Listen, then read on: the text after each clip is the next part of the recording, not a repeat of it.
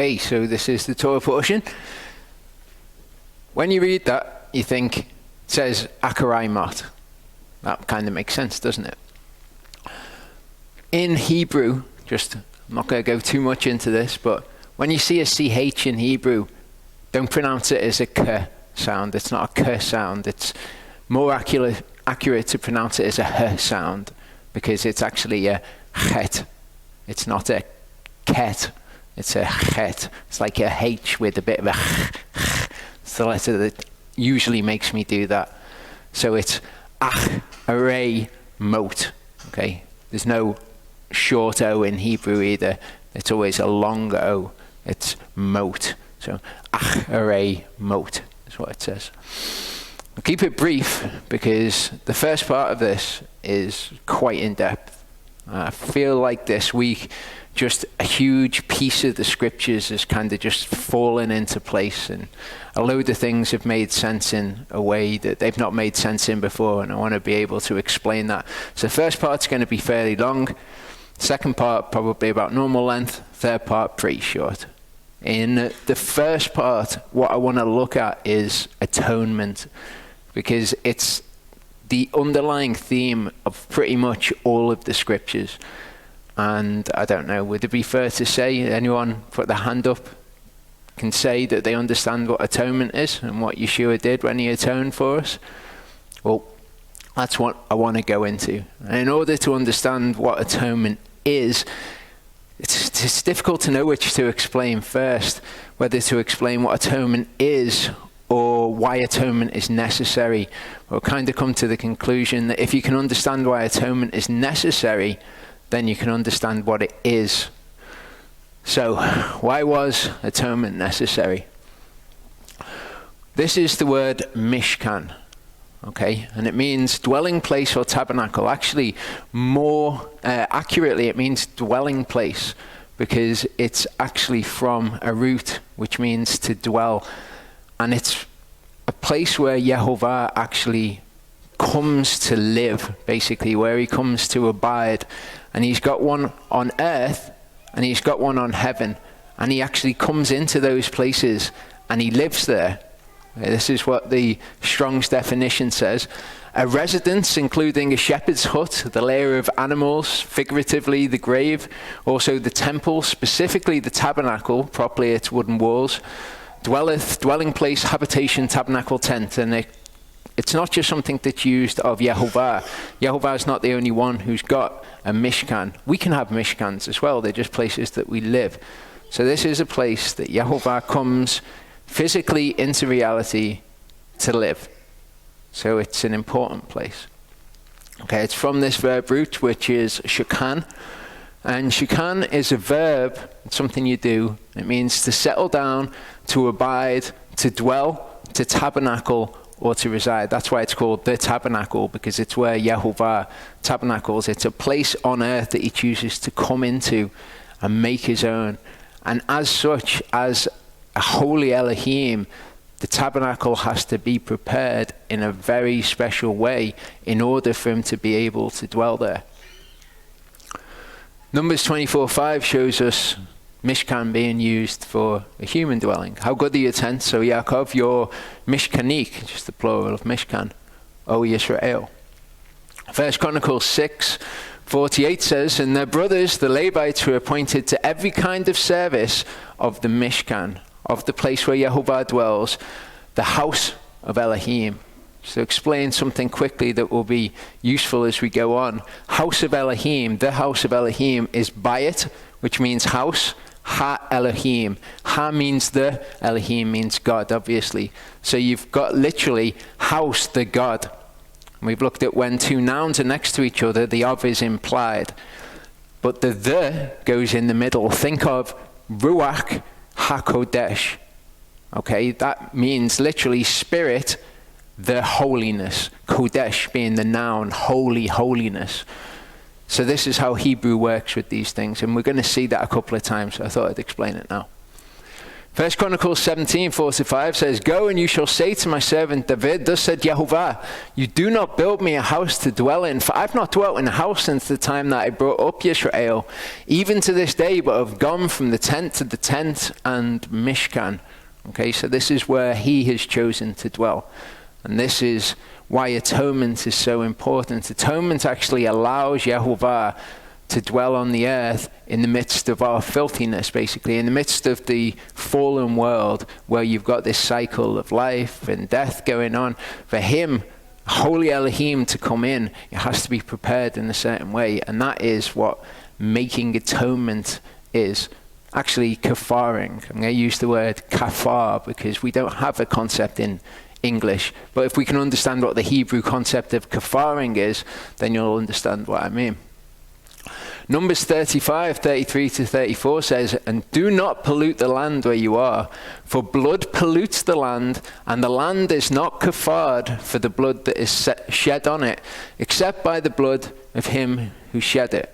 So in order to atone for the blood that is shed on it, it has to be done. It has to be the blood of the one who shed it. And that blood actually atones, makes atonement.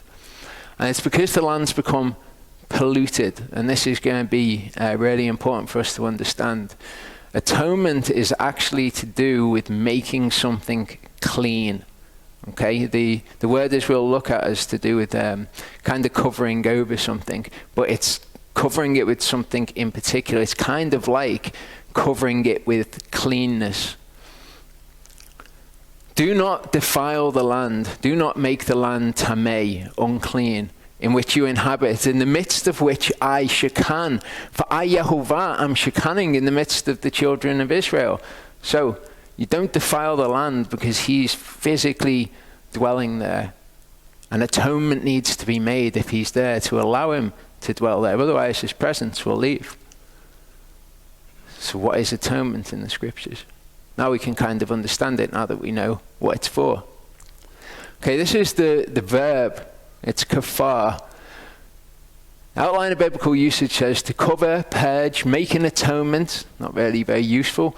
Make reconciliation, kind of. Atonement in some cases will make reconciliation with us and Yehovah. Cover over with pitch, which is because of one particular usage that we'll get to. The definition says a primitive root to cover, specifically with bitumen, which again is the one we'll look at. Figuratively, to expiate or condone, to placate or cancel. And you find when you're looking into these things, you get a lot of words like, he is our expiation. And when you're trying to trace atonement from the Old Testament into the New Testament, it actually becomes very difficult. And I'll try to show you the way that you do that. Genesis 6:14 says, "Make yourself an ark of gopher wood, make rooms in the ark, and kafar it inside and outside with tar." So we've got this in its literal meaning here. It's real world sort of meaning of to cover something. In its ritual meaning almost, its meaning theologically to Yehovah, it kind of means cover, but it's got this extra dimension, which is to make it clean. So here's a word, kofar, which is also used in that verse. It's the noun form of to cover over. So it's kind of like a covering, we might call it. But it's used as ransom or bribe. When a ransom is paid, or the price of a life, that's the word that's used. It also says asphalt, pitch as a covering. Because it's used here, it says kafara inside and outside with kofar, with this covering. And this is kind of a picture of what we're going to see today on the Day of Atonement, of making atonement for the ark with this covering. Exodus 29:35-37, this is what we looked at when this was leading to the 8th day. The 7 days when the priests were all prepared to be able to go into the tabernacle and serve. "And so you shall do to Aaron and his sons according to all that I have commanded you. 7 days you shall ordain them. Prepare a bull each day, a chata'at for Kippur." Kippur, the noun, which is the name for the concept, atonement. You can make atonement, that's a verb. The noun for it is atonement, and it's kippur. It's actually a word that only appears in the plural in the Hebrew, so it's actually kippurim. And you shall cleanse the altar when you kafar for it. So this is what it's about. It's about making the altar clean, because remember, Yehovah was going to appear there. You shall anoint it to set it apart. For 7 days you shall kafar for the altar and set it apart, and the altar shall be holy of holies. Whatever touches the altar is to be set apart. So we've got these two things. When you've made atonement for something, it's been made clean. And then from that point, you can make it holy. It's holy and it's set apart then. It's not just in the world and clean, it's set apart. Ezekiel 43, 24 to 27, we see something happening very similar to this event that we saw leading up to the 8th day, but this is in the context of the millennial kingdom. This is when there has been, this is the time of reformation, the reforming of the Levitical system, where we see things done very slightly differently. It says, and you shall bring them before Yehovah, and the priest shall throw salt on them and offer them up as an olah to Yehovah. Prepare a goat for a chata'at daily for 7 days, not a bull this time, a goat. Prepare a young bull and a ram from the flock, perfect ones. For 7 days they shall kafar for the altar and cleanse it and ordain it. You're always going to see this when atonement is made for something. It's to do with cleansing it. And when these days are completed, it shall be on the 8th day, Shmini. Thereafter the priests make your olot and your shlamim on the altar, and I shall accept you, declares the Master Yehovah. Exodus 30, 7 to 16, it says, Aharon shall katar on it sweet incense morning by morning. This is the golden altar of incense. There was the altar outside the tabernacle where the animal sacrifices were done. Then once you go into the holy place, there's the golden altar, and that is before the veil, which is round the Holy of Holies, the most holy place. As he tends the lamps, he shall katar incense on it, offer up the incense. And when Aharon lights the lamps between the evenings, he shall katar incense on it, a continual incense before Yehovah throughout your generations. Do not offer strange incense on it, or an olah, or a mincha, and do not pour a drink offering on it. So it's not for burnt offerings or ishas. And Aharon shall kafar upon its horns once a year with the blood of the sin offering, the chata'at of atonement. And this is what we're going to see on the Day of Atonement. Once he's come out of making atonement for the Holy of Holies, he will do this on the altar. Once a year he kafars upon it throughout your generations. It is kadashim to Yehovah. Yehovah spoke to Moshe saying, when you take the census of the children of Israel to register them, then each one shall give an atonement for his life. Actually, a ransom for his soul is literally what it says, this covering. So what we can see is that making atonement for something, it's not just something that priests will do. It's something that can be done, in fact, by us. We can have this covering for our soul to Yehovah. When you register them, so there is no plague among them when you register them. Everyone among those who are registered is to give this. Half a shekel according to the shekel of the set apart place. 20 geras being a shekel. The half shekel is the terumah to Yehovah. Everyone passing over to be registered from 20 years old and above gives a terumah to Yehovah. Okay, and this is the census, isn't it?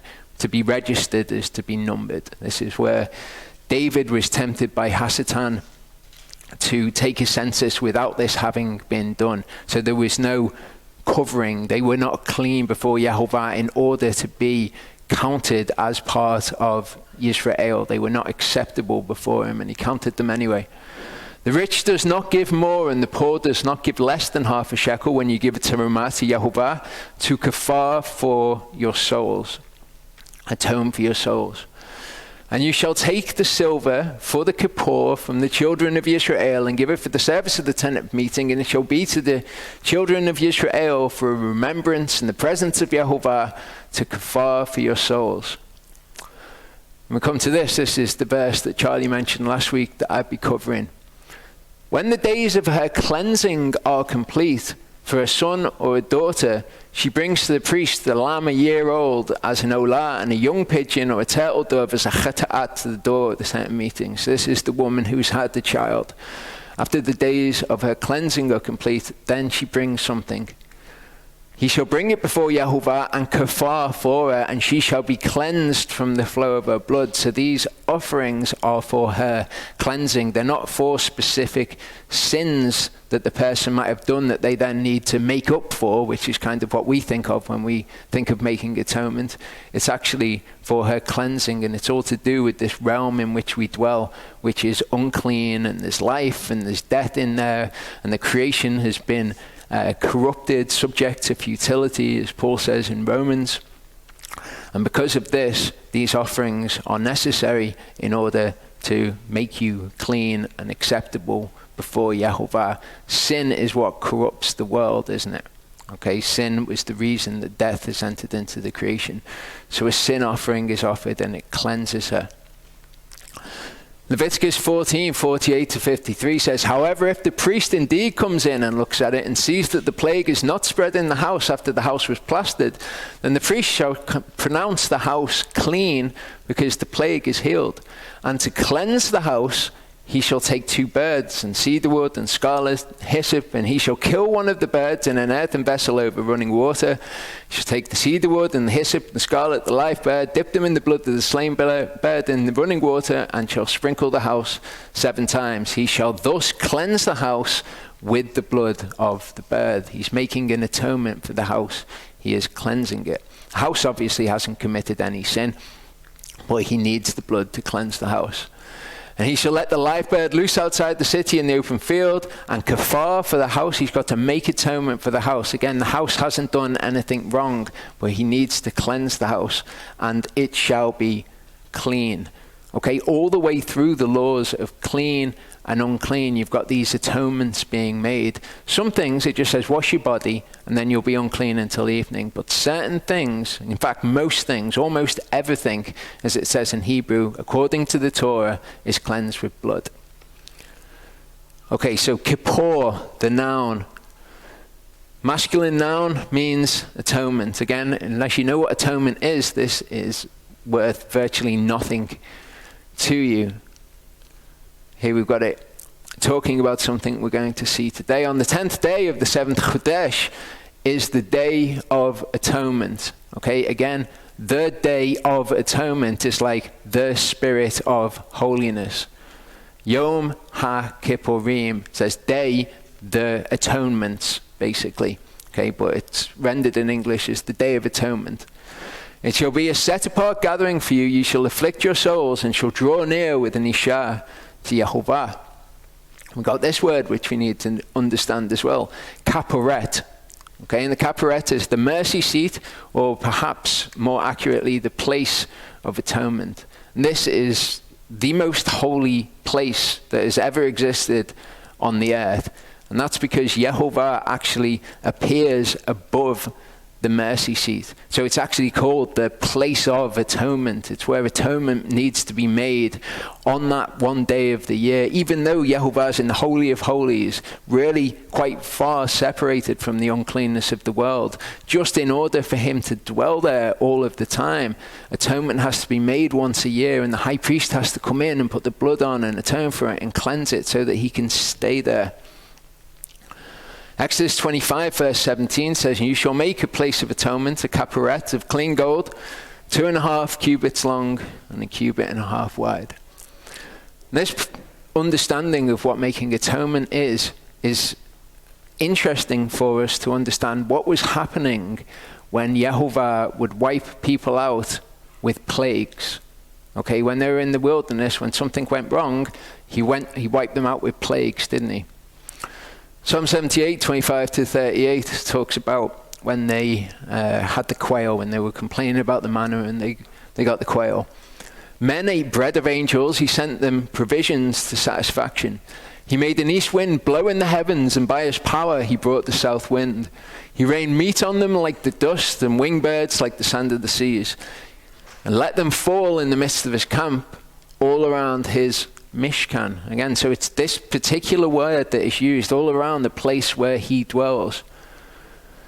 So they ate and were completely satisfied, for he brought them what they desired. They had not turned away their desire. Their food was still in their mouths when the wrath of Elohim came against them. He slew among their fat ones, and he struck down the choice ones of Israel, which is language that we would expect of kind of sacrifices, isn't it? The best, the choice ones, the fatlings of Bashan, the best that would be offered to Yehovah. Interesting language. It says, in spite of all this, they still sinned and did not believe his wonders.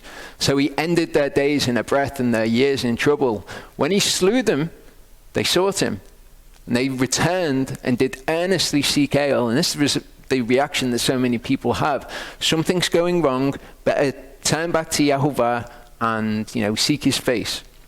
However, when they remembered that Elohim was the rock and the Most High Ale, their Redeemer, but they flattered him with their mouth, they lied to him with their tongue, because that's not really where their heart's right. It was just because something had gone wrong, they turned back to him. For their heart was not steadfast with him, and they were not true to his covenant. But he, the compassionate one, atoned for, or kafared, iniquity. He did not destroy them, and many times he turned his displeasure away, did not stir up all his wrath. So he's killing them, and this is making atonement for the sin of the other people in the camp.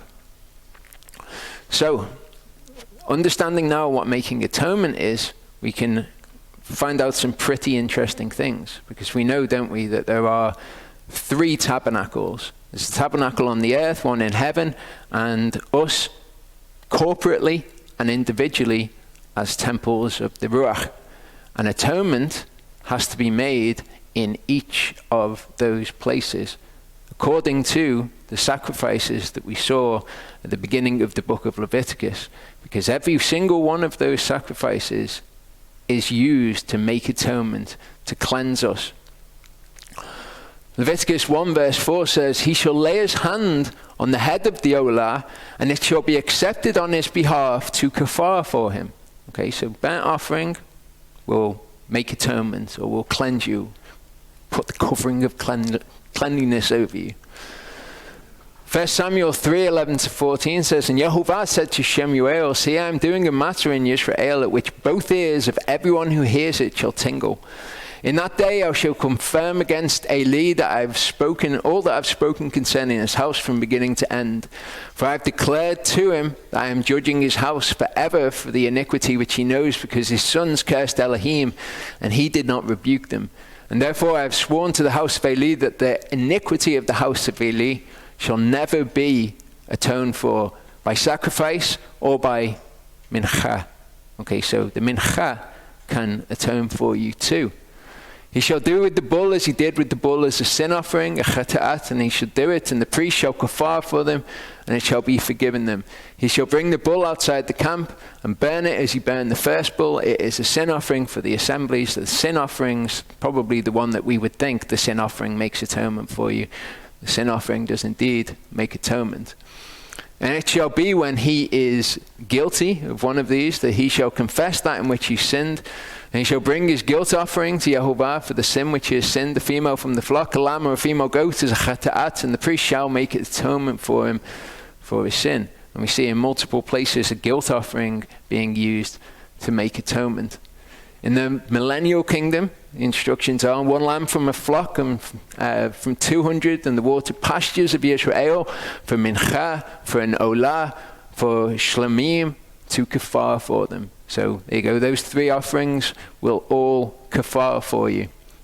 All the people of the land are to give this terumah to the prince in Israel, and on the prince are the olot, the minchat, drink offerings, the festival, the chodeshim, the Sabbaths, and all the appointed times of the house of Israel. He's to prepare the chata'at and the mincha and the shlamim to kafar for the house of Israel. So all of them are mentioned there, apart from the guilt offering.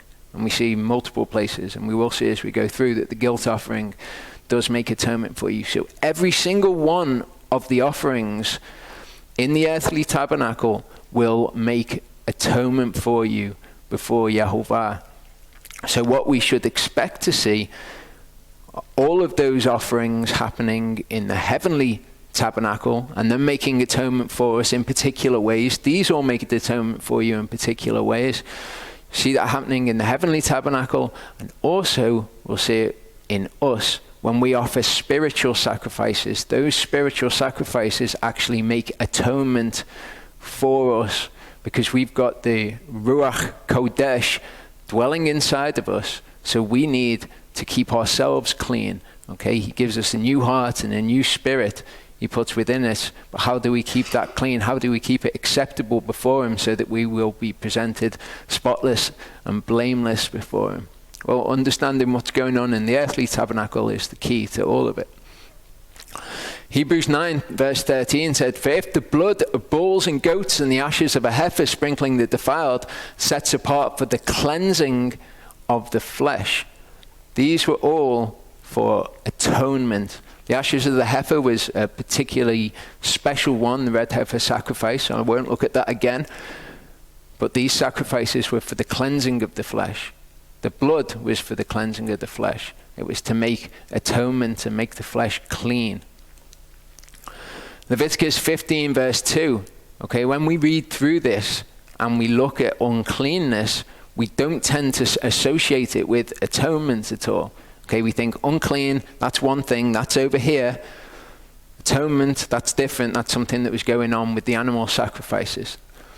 Leviticus 15 verse 2 says, "Speak to the children of Israel and say to them, when any man has a discharge from his flesh, his discharge is unclean.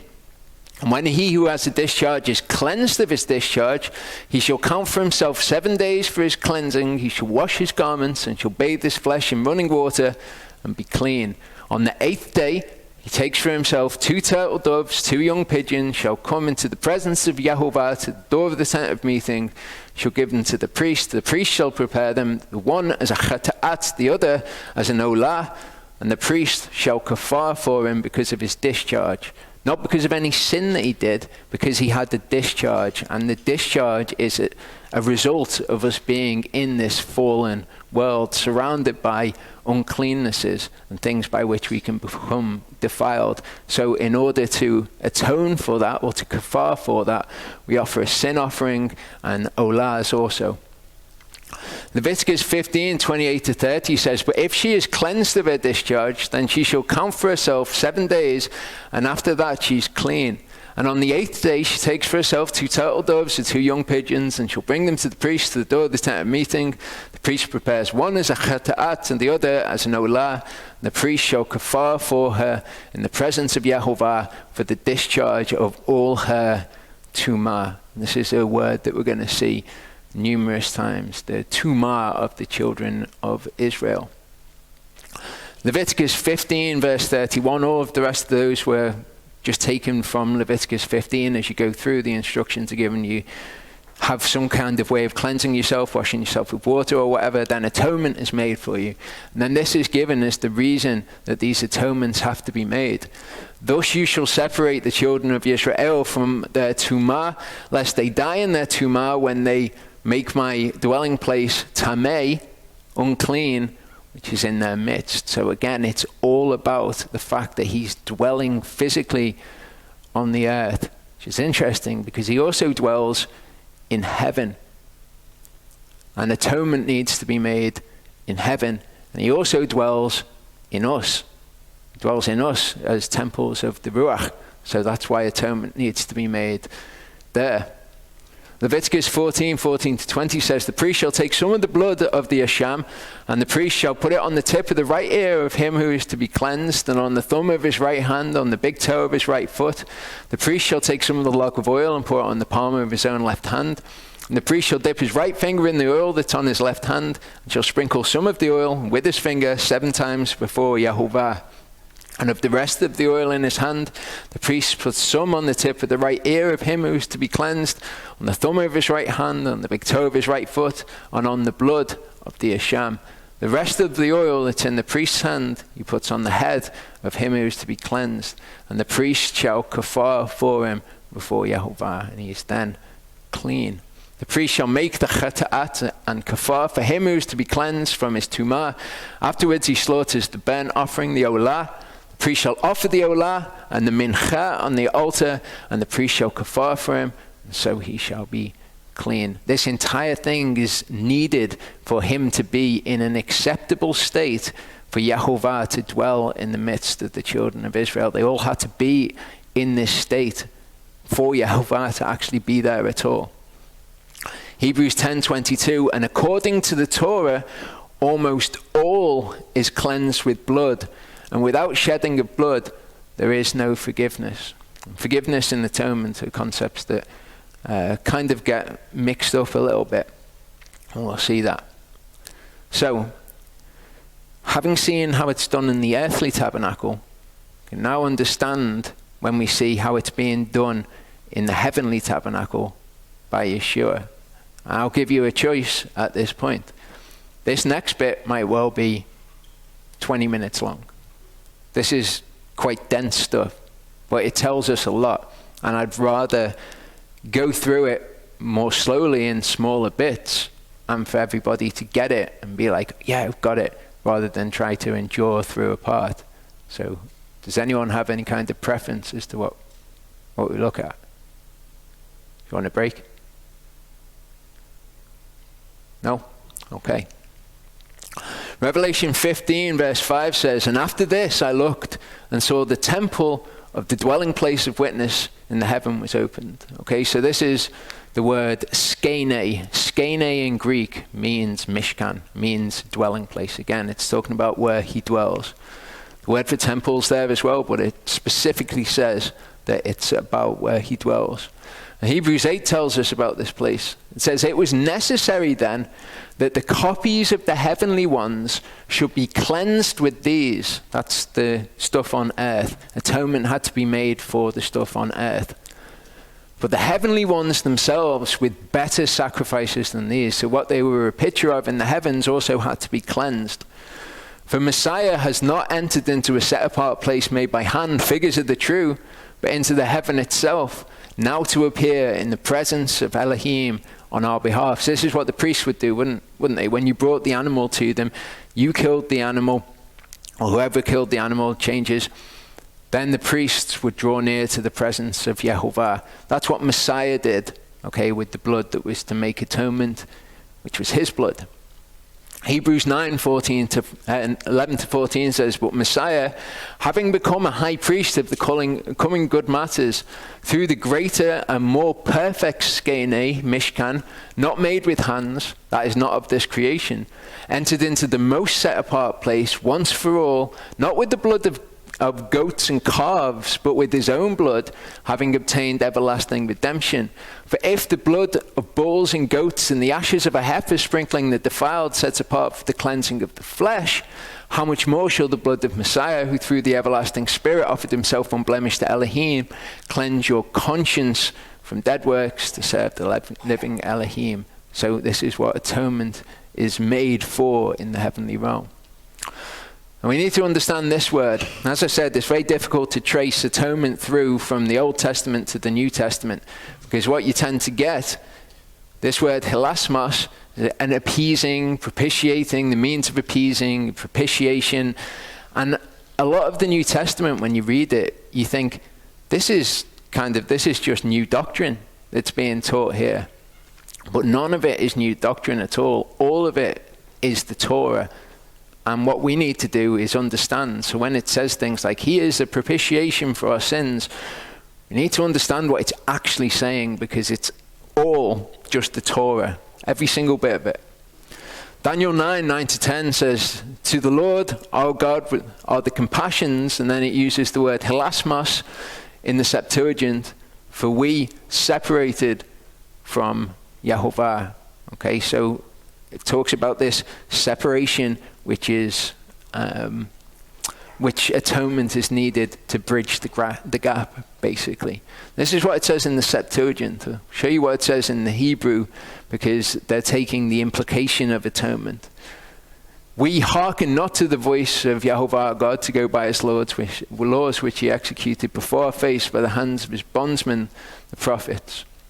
Okay, but Septuagint, when you to recognize the word hilasmos is atonements. In the Hebrew, it says, to Yehovah our Elohim are the compassions and forgivenesses, for we have rebelled against him, not separated from him. It's different. Okay, he's forgiven us because we've rebelled against him, not he's made atonements for us because we're separated from him. Theologically, very different. And we have not obeyed the voice of Yehovah our Elohim to walk in his Torah, which he set before us through his servants, the prophets. In Ezekiel 44, again talking of the millennial kingdom in the Septuagint, after his being cleansed, 7 days he shall count to himself. This is a literal word-for-word translation. Whichever day he should enter into the courtyard inner to minister in the holy place, he shall bring a hilasmos. Okay, so in order to enter in after his cleansing, he needs to bring an atonement, because atonement is going to complete his cleansing. Ezekiel 44, 26 to 27 in the Hebrew says, after his cleansing, they count 7 days for him. And on that day, he comes into the inner court of the set-apart place to attend in the set-apart place. He brings his chata'at. So you see how in the Greek, they go straight to, it's his atonement. That's what it is, because that's kind of what it's doing. In the Hebrew, it says they bring a sin offering. And those concepts should be synonymous in our minds. The sin offering is to make atonement, and the Greek, from what I can see, have just gone right to he shall bring his atonement instead of his chata'at. Psalm 133-4 says, if lawless deeds you should closely watch, O Lord, who shall stand? For by you hilasmos is. That's what it says in the Greek. Psalm 133-4, O Yah, if you should watch iniquities, O Yehovah, who would stand? But with you there is forgiveness, that you might be feared. So again, there's, instead of the word hilasmos, atonement, it's forgiveness. Leviticus 25:9, and you shall declare by trumpet sound in all your land, in the 7th month, the 10th of the month, in the day of your making hilasmos, the 10th of the month, what's that? It's Yom Kippur. The day of your making hilasmos, you're making atonement.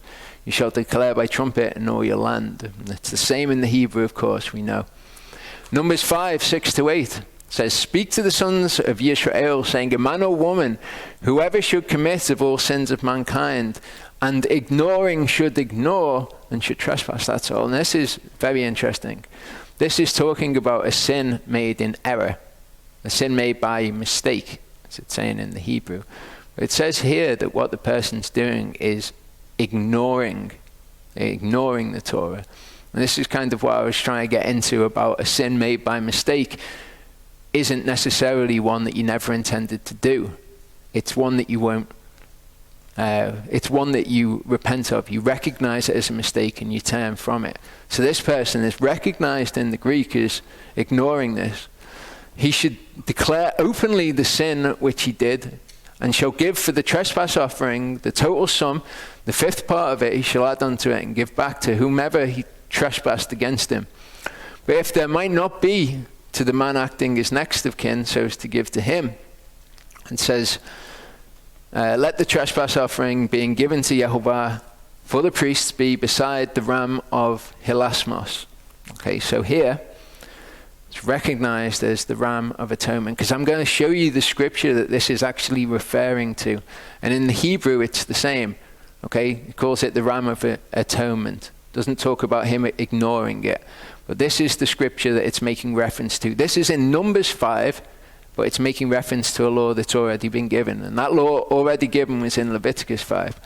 Yehovah spoke to Moshe saying, when a soul commits a trespass, is sin by mistake against the set-apart matters of Yehovah, then he shall bring to Yehovah as his guilt offering a ram. Or it called it the ram of hilasmos, the ram of atonement. It even called it the ram of atonement in the Hebrew as well. Here it's just the guilt offering. These things should be interchangeable in our mind. When we hear about a guilt offering being brought or whatever, we should just think, well, that's the means of atoning. It's the means of us coming back and being acceptable to Yehovah. He should make good for the sin he's done, which and he should add 1/5 to it and give it to the priest. The priest shall make atonement for him with the ram of the guilt offering. And then it's just condensed in the Greek and in the Hebrew to the ram of atonement. In Amos 8:4, it says, the one swearing by an oath according to the hilasmos of Samaria. Okay, the atonement of Samaria is what it says in the Greek. But in the Hebrew, it says those swearing by the guilt of Shomeron. So what's going on there? Well, we can see that it refers to the atonement. Sometimes when it refers to the atonement in the Greek, it's referring to an actual offering in the Hebrew. Well, ashma, just like asham, can mean guilt. It can also mean guilt offering. So from understanding that it's saying atonement in the Septuagint, we can see that this has actually been incorrectly translated, and it should be so those swearing by the guilt offering of Samaria. So we get now to the New Testament. Now that we see how hilasmos is used throughout the Septuagint and its meaning atonement, now we can understand it in its context in the New Testament.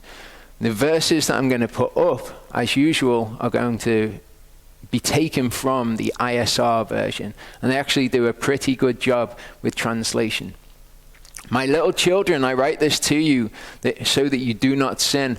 If anyone sins, we have an intercessor with the Father, Yeshua Messiah, a righteous one. And he himself is an atoning offering. He himself is a hilasmos for our sins. Most translations are going to say something like, he himself is a propitiation for our sins. And you think, what on earth is a propitiation? And you go to Strong's, to Blue Letter Bible, and it doesn't really tell you anything. It says an appeasing or a propitiation. It's an atoning offering. That's what it is. This is theologically significant because it's telling us that he atones. And now that we understand what it is to make atonement, we can understand exactly what Yeshua was to us. 1 John 4:10 says, in this is love, that we have loved Elohim. Not that we've loved Elohim, but he's loved us and sent his son to be a hilasmos for our sins. So he's the hilasmos. The hilasmos, the atoning offering, is kind of like, as we've seen, a catch-all term for the animal sacrifices, for each offering. And he wasn't just an atoning offering umbrella term, he was also each one of the offerings. Okay, this word is hilasterion. This says an expiatory place or thing, i.e. concretely an atoning victim, or specifically the lid of the ark in the temple. Which is interesting. This word is used of Yeshua, but it's also used to describe the mercy seat when it's written in Greek. Okay, above it, the cherubim of esteem were overshadowing the place of atonement, the mercy seat, about which we do not now speak in detail. And in Romans 3:23, it uses this same word, which means mercy seat or place of atonement. It says, for all have sinned and fallen short of the glory of Elohim. For being declared right without paying by his favor, by his grace, through the redemption that is in Messiah Yeshua, whom Elohim set forth as a hilasterion, as a mercy seat, through belief in his blood. And this is going to be important. When we get into the second part, the fact that he was an atoning sacrifice through belief in his blood. Why is belief in his blood important? We'll explore that. To demonstrate at the present time his righteousness, that he is righteous and declares righteous the one who has belief in Yeshua. Having belief in Yeshua, having belief in his blood, he is an atoning sacrifice.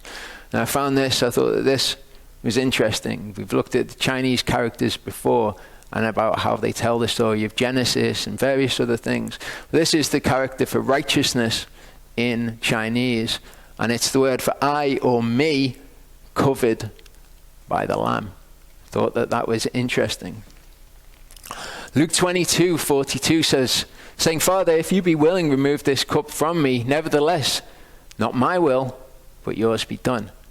And we've looked at the concept of the olah being the burnt offering, all being burnt up, giving everything. And this is not Yeshua being the burnt offering in the heavenly realm. This is Yeshua giving us the example of how to be the burnt offering in the temple of the Ruach. Okay. However, he did say, do not hold on to me, for I have not yet ascended to my Father. What is the burnt offering? It's the olah from Allah, which means to ascend. It's an ascending offering in a lot of translations. Don't touch me, I have not yet ascended to my Father, but go to my brothers and say to them, I am ascending to my Father and your Father, to my Elohim and your Elohim. Okay, so having been offered, he then ascended to the Father. He wasn't an ascending offering. Ephesians 5 verse 2. And when we go through the New Testament, again, we just need to bear in mind that all of it is Torah, and we need to understand what's written there. But because it's written in Greek, that kind of gives us a little bit of separation. It says, walk in love as Messiah also loved us and gave himself for us a gift, a prasphara, and an offering to Elohim for a sweet-smelling fragrance, euodia. Okay? We read it in the Greek, and I don't even know how this is translated most times, but this is how they do it in the Scriptures version. It was a prasphara. What was a mincha?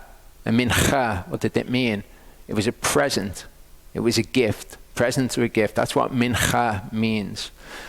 So he was a prasphara, and as a prasphara, he was a sweet-smelling fragrance. Okay? A euodia. Remember the word euodia. In Leviticus 2 verse 9 it says, the priest shall take from the mincha a remembrance portion and katar it on the altar, and isha, a sweet fragrance to Yehovah. That's what the mincha is. It's a sweet fragrance to Yehovah. And if we look at it in the Greek, it's a euodia. So this is what Yeshua was. Paul is specifically saying he was the mincha offering. To anybody who knew the Torah, that's exactly what he was saying to them. Okay, the shalem. We looked at the shlemim, didn't we? The peace offerings. Shalem says peace offering, requital, sacrifice for alliance or friendship, which is interesting because we know what it represents for us in the temple of the Ruach is our relations with one another and being at peace, making reconciliation with one another. Can also be a voluntary sacrifice of thanks. And this is going to be interesting because when we consider how was Yeshua our shlemim or our shalem, how was that? Was he an offering of thanks to Yehovah? We say, thanks Yehovah, we've killed your son. He wasn't a thanks offering. Okay. From this word, which is shalom. Shalom, to be in, it's a verb, it's something you do, to be in a covenant of peace or be at peace, to make peace with, to be complete, to be finished, which is actually what I would suggest that Yeshua was making reference to when he said it is finished, rather than that's something that they said when they were in the temple. I've never been able to find a source for that. It's just something that I heard somebody say once, and I believed that for a long time. I don't think that that's what he was making reference to. If anything that I can find in the scriptures this, although I'm not saying that this is what he was making reference to. But it's interesting, isn't it, what the verb means, that the peace offering is the name for what it does. To be in a covenant of peace with, be at peace with, to make peace. And of course that's relevant for our spiritual offerings. Leviticus 7:11-12 says, and this is the Torah of the Zevach HaShlamim, which is brought to Yehovah. If he brings it for a thanksgiving, okay, so one of the things that the peace offering could be brought for was to thank Yehovah. He's done something in your life, you want to thank him, you bring a peace offering. Leviticus 7 verse 16 gives us the other two. It says, if the offering he brings is a vow or a voluntary offering. Okay, so with Yeshua, it wasn't a thanks offering. It wasn't a way to thank Yehovah. It wasn't a vow either. Okay? Yeshua's death was a voluntary offering. Because of this, the Father loves me, because I lay down my life in order to receive it again. No one takes it from me, but I lay it down of myself. Okay? It's a voluntary offering. Judges 20 verse 26 shows us this sort of way that the peace offering was used. In this narrative, they were getting beaten by the children of Dan. They kept going out to battle against them, and they kept getting beaten. Okay, and this is like the second time that they come back, and they keep coming back and saying to Yehovah, should we go out to battle against them? And he says, yes. This time they return. All the children of Israel, even all the people, went up and came to Bethel and wept and sat there in the presence of Yehovah, fasted that day until evening, and they offered olot and shlamim before Yehovah. Okay, it was to make peace, make reconciliation with him. That's what they were trying to do here. Now, this is the Greek word for peace. It is eirene. Eirene. I'll point this out. It says the way that leads to peace or salvation. And this is very interesting because in the Septuagint version, we've got two words that are used for peace offering. One of them means salvation offering, and one of them means more commonly peace, to do with peace. But this actually links the two of them together.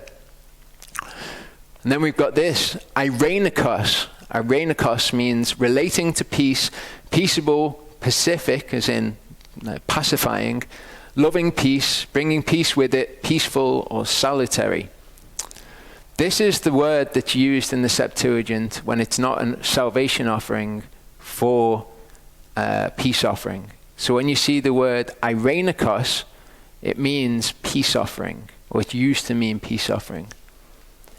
1 Samuel 10 verse 8, okay, they went whole burnt offerings and eirenikos, peace offerings.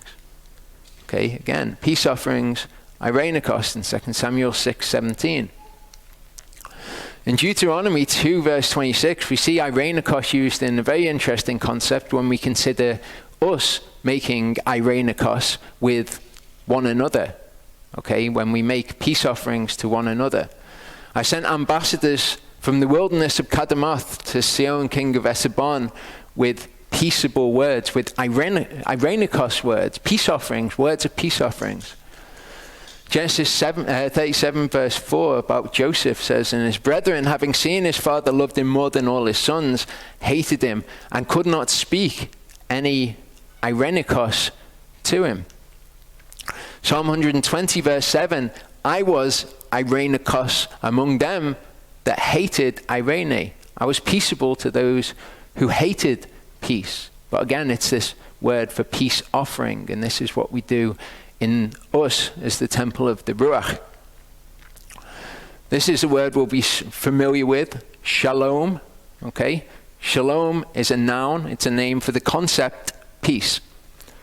Interestingly, it can refer to peace, friendship of human relationships, okay, as well, which is why I rendered it as sacrifices of shaloms. It kind of makes sense like that.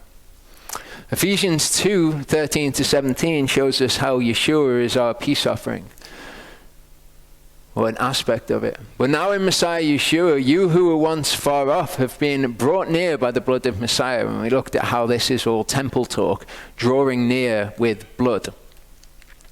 For he is our eirene, who is made both one, having broken down the partition of the barrier, having abolished in his flesh his sarks, and we're going to look at that in the second part about how that means us as a body, the enmity, the Torah of the commands in dogma, so as to create in himself one new man from the two, thus making eirene, to completely reconcile is a verb, apokatalasso, to apokatalasso, both of them unto Elohim. So to make reconciliation, to completely reconcile. Katalasso means to reconcile. Apokatalasso means to completely reconcile. In one body through the cross, again, us is the body of Mashiach. Having destroyed the enmity by it, he made eirene, having destroyed the enmity. Okay, this is what making peace is. And having come, he brought as good news, eirene to you who are far off, and eirene to those near. So apokatalasso, to reconcile completely, to reconcile back again from katalasso, and katalasso means to reconcile. So we're going to see these words in the New Testament. And then when we see these words, we go, that's the peace offering. That katalassoing, or the apokatalassoing, with us and Elohim is the peace offering. Colossians 1:17-23 says, he is before all, and in him all hold together. He is the head of the body, the assembly, who is the beginning, the firstborn from the dead, that he might become the one who is first in all. For it pleased the Father that in him should all fullness dwell, and through him to apokatalasso all to himself, whether on earth or in the heavens, having made peace, eirene poieo, through the blood of his cross. Okay, so through his blood, which makes atonement for us. How does it make atonement? As a peace offering. What is the result of that? He apokatalassoed us to himself. He made this reconciliation. And you who once were estranged and enemies in the mind by wicked works, but now he is apokatalassoed in the body of his flesh through death, to present you set apart, blameless, unreprovable before him. And those sort of phrases are things that we'll understand when we get into the second part. How are we to be presented spotless and blameless before him? And are these just flowery words, or are they the Torah being explained? If indeed you continue in the belief, founded and steadfast, and are not moved away from the expectation of the good news. Okay, so this word is katalage, and it's a noun. Okay, you've got to reconcile is a verb. If you reconcile something, you're doing something. If you make peace, or reconciliation is a concept, isn't it? To reconcile is a verb, reconciliation is a noun. So katalage, when we see that, that's referring to having made reconciliation. Adjustment of a difference, reconciliation, restoration to favor. And again, when we see these things, when we go to Strong's, we think, what does it actually mean though? Is this just completely new stuff to the Torah? Okay, exchange, figuratively adjustment, i.e. restoration to the divine favor, has the word atonement here, reconciliation, but it's not atonement generally. It is a specific type of atonement through the peace offering. So they kind of get it right on these sort of things, but we need to understand it. 1 Corinthians 7 verse 11 said, but if she is indeed separated, let her remain unmarried or be katalassoed with her husband. So we see your regular everyday usage of this word. Okay, let her be katalassoed with her husband. Romans 4:20 to 5:11 says, he did not hesitate about the promise of Elohim through unbelief. This is Abraham. But was strengthened in belief, giving esteem to Elohim, and being completely persuaded that what he had promised he was able to do. Therefore it was reckoned to him for righteousness, his belief being reckoned to him as righteousness. And not because of him alone was it written that it was reckoned to him, but also because of us, of whom it shall be reckoned to us who believe in him, who raised up Yeshua our Master from the dead, who was delivered up because of our trespasses and was raised up for us to be declared right, for this reconciliation to be made. Therefore, having been declared right by belief, we have Irene with Elohim through our Master Yeshua Messiah. You read that, and if you don't know what the Torah says, you think, well, how do we have peace with Elohim? Do we have peace? Is that theologically sound? Is that actually scriptural that we would have peace? It's talking about him as an offering for reconciliation. Through whom also we have access by belief into this favor in which we stand, and we exult in the expectation of the glory of Elohim. And not only this, but we also exult in pressures, knowing that pressure works endurance, and endurance approvedness. It makes you approved before Elohim, and approvedness, expectation. And expectation does not disappoint, because the love of Elohim has been poured out in our hearts by the set-apart Spirit, which was given to us. Hold on to that set-apart Spirit in our hearts. For when we were still weak, Messiah in due time died for the wicked. For one shall hardly die for a righteous one, though possibly for a good one someone would even have the courage to die. But Elohim proves his own love for us in that while we were still sinners, we're not still sinners now, while we were though, Messiah died for us. Much more then, having now been declared right by his blood, again, it's atonement that's being talked of here, we shall be saved from wrath through him. For if being enemies, we have been katalassoed with Elohim through the death of his son, much more having been katalassoed, we shall be saved by his life. So when we go through these things now, we can see, okay, this entire passage is about him as a peace offering and the atonement that is brought through the peace offering. Not only this, but we also exalt in Elohim through our Master Yeshua Messiah, through whom we have now received the katalage, the reconciliation. Romans 11:11 to 15 says, I say then, have they stumbled that they should fall? Let it not be, but by their fall deliverance has come to the Gentiles to provoke them to jealousy. And if their fall is riches for the world and their failure riches for the Gentiles, how much more their completeness? But I speak to you, the Gentiles, inasmuch as I am an apostle to the Gentiles, I esteem my service. If somehow I might provoke to jealousy those who are my flesh and save some of them. For if their casting away is the katalage of the world, what is their acceptance but life from the dead? Technical terms being used. 2 Corinthians 5:17 to 21, and we're kind of coming to an end, maybe 6 more slides. Therefore, if anyone is in Messiah, he is a new creature. The old matters have passed away. See, all matters have become new, like the new heavens and the new earth. We didn't disappear and get destroyed, and then something new appeared. They've all become new. He makes everything new. All matters are from Elohim, who has katalassoed us with himself through Yeshua Messiah and has given us the ministry of katalage, reconciliation. That is, that Elohim was in Messiah katalassoing the world unto himself, not reckoning their trespasses to them, and he has committed to us the word of katalage. Therefore, we are envoys on behalf of Messiah, as though Elohim were pleading through us. We beg on behalf of Messiah, be katalassoed with Elohim. And it says, for he made him who knew no sin to be sin for us. And if you read that, you think, well, what does that mean? He made him to be sin? Sin's a concept. Sin's transgression of the law. It's anything not done in faith. How did he make Messiah to be transgression of the law? That's not what this is actually saying. In order to understand, he made him to be sin. It's like before when it said they trusted in the guilt of Shomaron. But it wasn't guilt. It was guilt offering, because the word can mean both things. In the Hebrew, chata'at means sin or sin offering. And it's not just in the Hebrew either. Okay, this is the apostolic polyglot, the interlinear. Okay, this is from Leviticus 4 about the sin offering. Okay, speak to Aaron and his sons, saying, this is the law of the sin. Offering isn't there. Okay, not there. G266 is the word that is there. Here we see it in the passage that we were just reading. Okay, it says, for he hath made him to be sin, G266, hamartia, for us who knew no sin. It's a mistranslation though. He has made him to be a sin offering.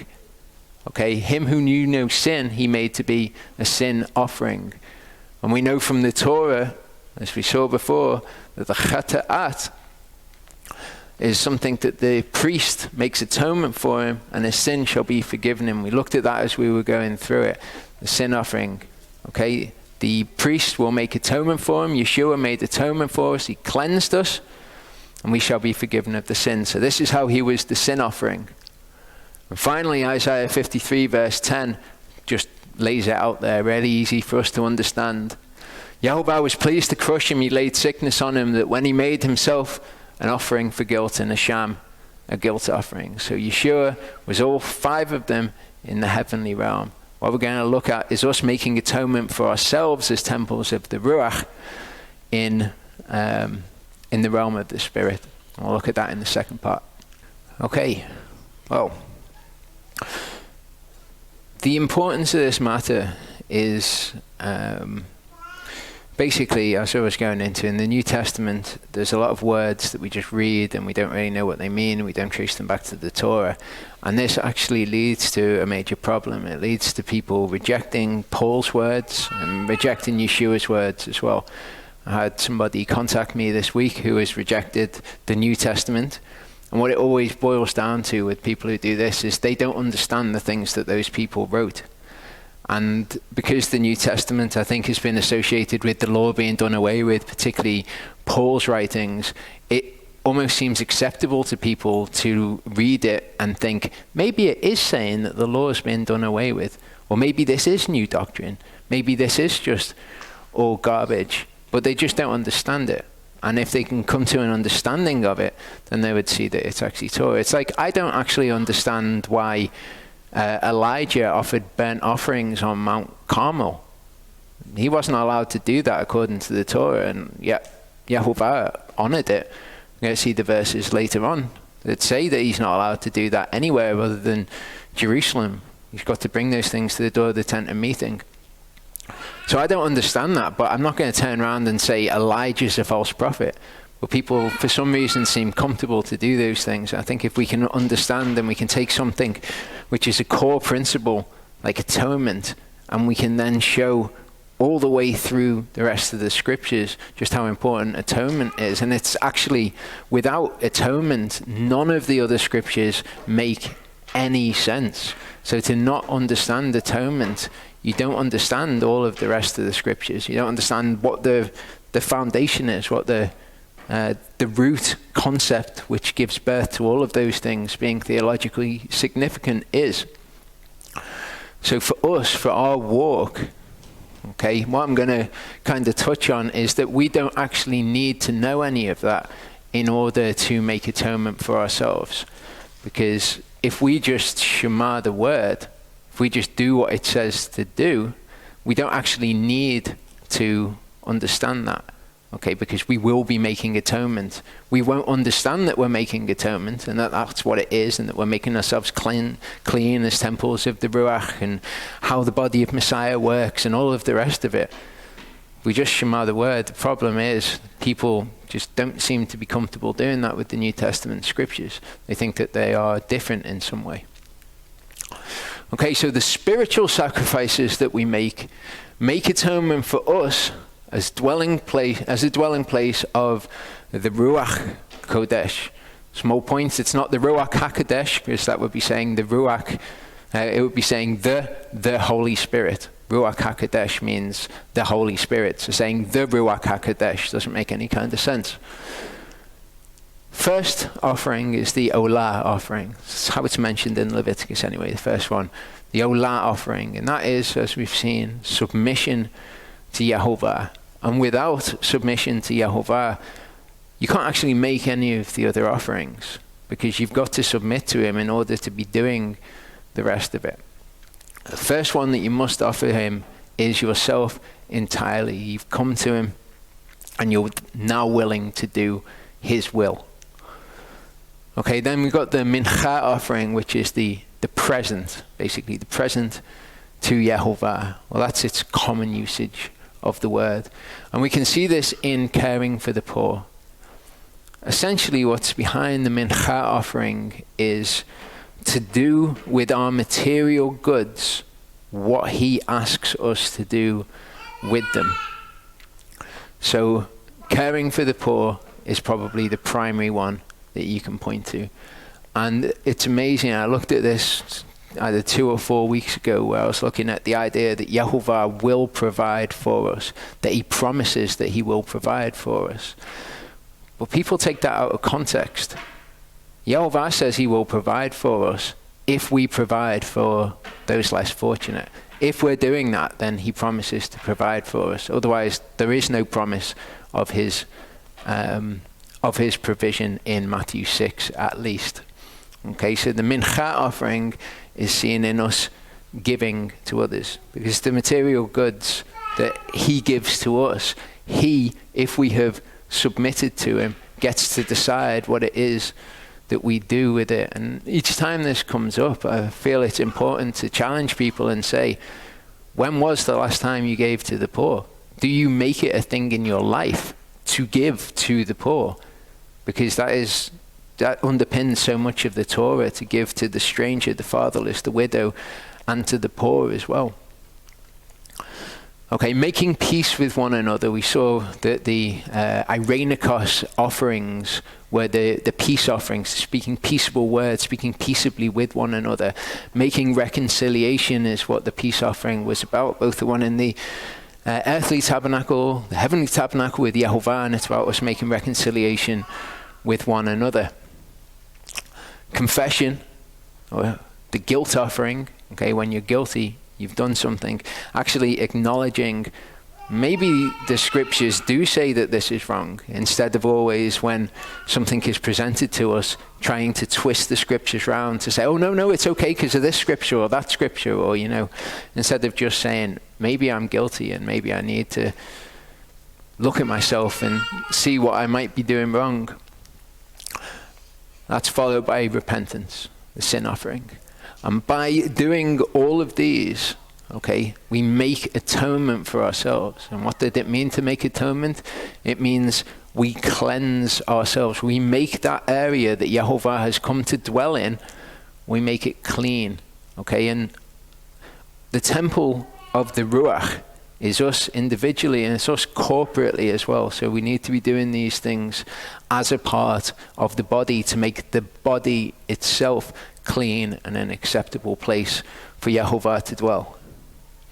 Ephesians 5:25-27, husbands, love your wives as Messiah also did love the assembly and gave himself for it, in order to cleanse it with the washing of the water by the word. All of those things, all of those offerings, if you are doing the word, your plain understanding of doing the word, then you will be making atonement for yourself. And that's why, if you do those things, you'll be fine. If you just Shema, you'll be fine. But it's also why, if you don't do those things, you will not be fine. Okay, you need to keep that temple clean. It says, doesn't it? If you destroy the temple of Elohim, him Elohim will destroy. Okay, so that's why that is the case. We can tell people that, but maybe if they understand where they're actually at, it would make a difference. Probably not. In order to present it to himself a splendid assembly, not having spot or wrinkle or any of this sort, but that it might be set apart and blameless. Okay, so he made atonement in heaven. He made atonement in the realm of the conscience. And I can also entertain the idea that making atonement in heaven will allow for us to actually appear in heaven before him as the first fruits offerings or the other things that we see in Revelation. I can allow for that. But he cleansed us, okay? But in order for us to be presented to him as coming spotless, set apart, blameless, all the other words that are used of how we are to be it is coming, we need to make those atonements and keep ourselves in a state of being atoned for. He's done the first bit, we do the bit after that, by his Spirit. 1 Corinthians 6:19, do you not know that your body is the dwelling place of the set apart Spirit who is in you, which you have from Elohim, and you are not your own? Okay, and that's your burnt offering, isn't it? You're not your own. Okay, you've submitted to him. You've offered yourself entirely to him. Ephesians 2:19-22 says, so then you are no longer strangers and foreigners, but fellow citizens with the set apart ones and members of the household of Elohim, having been built upon the foundation of the apostles and prophets, Yeshua Messiah himself being the chief cornerstone. So Yeshua, the chief cornerstone, the foundation, the apostles and prophets, in whom all the building being joined together grows into a set apart temple in Yehovah, in whom you also are being built together into a habitation of Elohim in the Spirit. Okay, the body is a habitation of Elohim, and it's built on Yeshua Messiah. You're going to see Yeshua Messiah being the chief cornerstone. He's also used idiomatically as the head of the body. We're the body, and he is the head. It's all idiomatic language that's showing us the same thing. We're built up as a temple. He is the chief cornerstone of that temple of the Ruach. Hebrews 10:16-22 says, this is the covenant that I shall make with them after those days, says Yehovah, giving my laws into their hearts, and in their minds I shall write them, and their sins and their lawlessnesses I shall remember no more. Now where there is forgiveness of these, there is no longer a sacrifice for sin. So brothers, having boldness to enter into the set apart place by the blood of Yeshua. Wait there. Enter into the set apart place. That doesn't end well, does it? Nadab and Abihu entered into the Holy of Holies. Didn't end well for them. We're not going to just beam up to heaven and say, I now have boldness to enter into the set apart place. So what's it talking about? Well, there's a third temple, isn't there? There's us. There's the temple of the Ruach. And that's, as it turns out, what this is talking about. by a new and living way which he instituted for us. Okay, how did he do that? Through the veil, that is his flesh, and the word is sarx. Okay, so what is his flesh? Is sarx. Because we are members of his body, of his sarx, and of his bones. Okay, so it refers to his body. We saw the other scripture before where it refers to his body as well. So now we're entering into the Holy of Holies through this new and living way which he created for us as members of his body. For this cause a man shall leave his father and mother and be joined to his wife, and the two shall become one sarx. This secret is great, but I speak concerning the Messiah and the assembly. We are members of his sarx, having become one with him as his body. Colossians 1:18-23 says, and he is the head of the body, the assembly, who is the beginning, the firstborn from the dead, that he might become the one who is first in all. For it pleased the Father that in him should all fullness dwell, and through him to apokatallasso all to himself, whether on earth or in the heavens, having a reino poieo through the blood of his cross. He's made peace, the verb to make peace with someone. And you who were once estranged and enemies in the mind by wicked works, but now he has apokatalassoed you in the body of his sarx through death, to present you set apart and blameless and unreprovable before him. Okay, so now we're members of his body. Okay, we can enter into the Holy of Holies there. We need to make atonement like the priest would make atonement when he would enter into the Holy of Holies. We need to keep the temple clean. You'd make atonement for the altar that was outside the temple, for the golden altar of incense inside the temple, for the Holy of Holies. You had to make atonement for all the parts of the temple. So it continues, having a high priest over the house of Elohim. Well, we learned before that we are the house of Elohim. So he is high priest in heaven where the angels minister, but he's the head of the body, he's the chief cornerstone, he's the high priest, and we are priests in the temple of the Ruach. Let us draw near with a true heart and completeness of belief, having our hearts sprinkled from a wicked conscience, and our bodies washed with clean water. 1 Peter 1 verse 22 says, now that you've cleansed your lives in obeying the truth, through the Spirit to unfeigned brotherly love, love one another fervently with a clean heart. What does it say though? It says, now that you've cleansed your sucha is your soul, okay, in obeying the truth through the pneuma, the Spirit. In the King James Version, we get a bit of a clearer view of what's going on. Seeing ye have purified your soul. Okay, your soul. You've purified your soul by obeying the truth, by obeying the Torah. You've purified it. You've made atonement for it. Now see that you love one another with a pure heart fervently. So Peter continues, now that you've cleansed your soul in obeying the truth through the Spirit. Okay, the soul and the spirit are bound up together, aren't they? The word of God can separate them.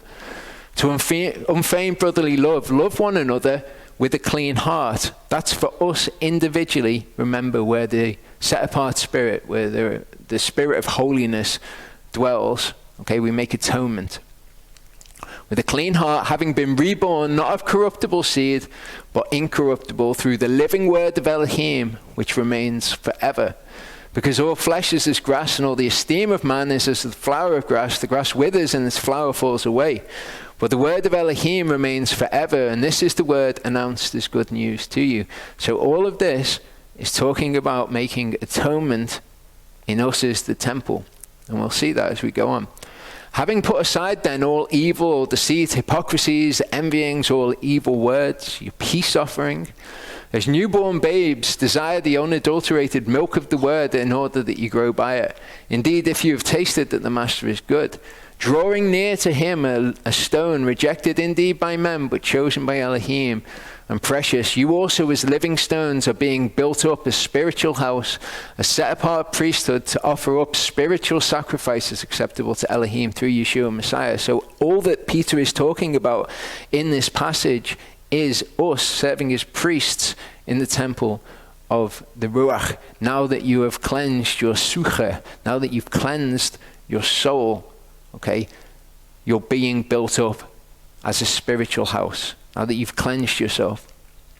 Because it is contained in the scripture, see, I lay in Sion a chief cornerstone, chosen precious, and he who believes on him shall by no means be put to shame.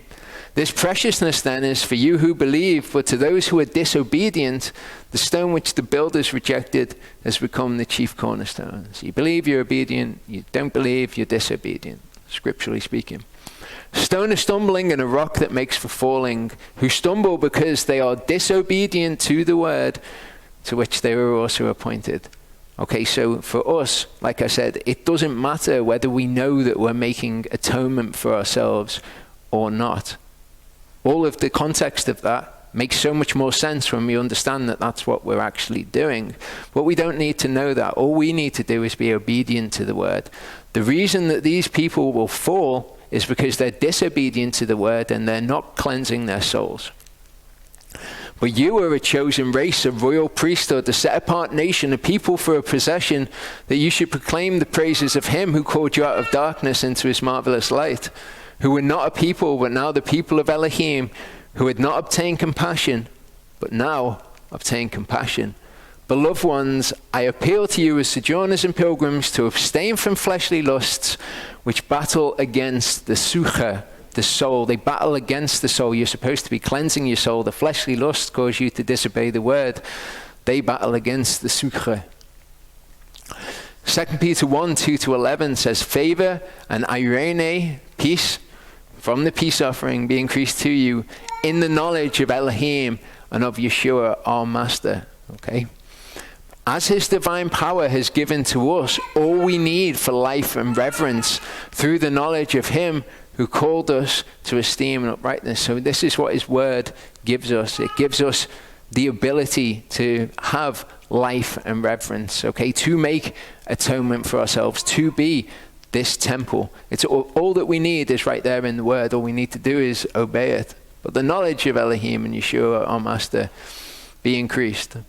Through these that have been given to us exceedingly great and precious promises, so that you might be partakers of the divine nature, having escaped from the corruption in the world caused by lust. This is what atonement does, isn't it? It makes you clean from the uncleanness that is around you, from the corruption that is in the world, in the fallen world. Yehovah wants to go and dwell in the tabernacle. He's got to cleanse it of all the corruption, all of the uncleanness. He's given us all we need for life and reverence. We've escaped from that corruption. For this reason, do your utmost to add to your belief uprightness, to uprightness knowledge. We've looked at this before. And you've got your faith. Add to it the desire to be upright, uprightness in yourself. But you don't just have your own morality. You don't just decide for yourself what is upright. Add to your uprightness and your desire to do what is good, knowledge. And once you've added that knowledge, add self-control, because once you know what he wants you to do, you're going to need to control yourself so that you actually do it. Once you're doing it, make sure you keep doing it.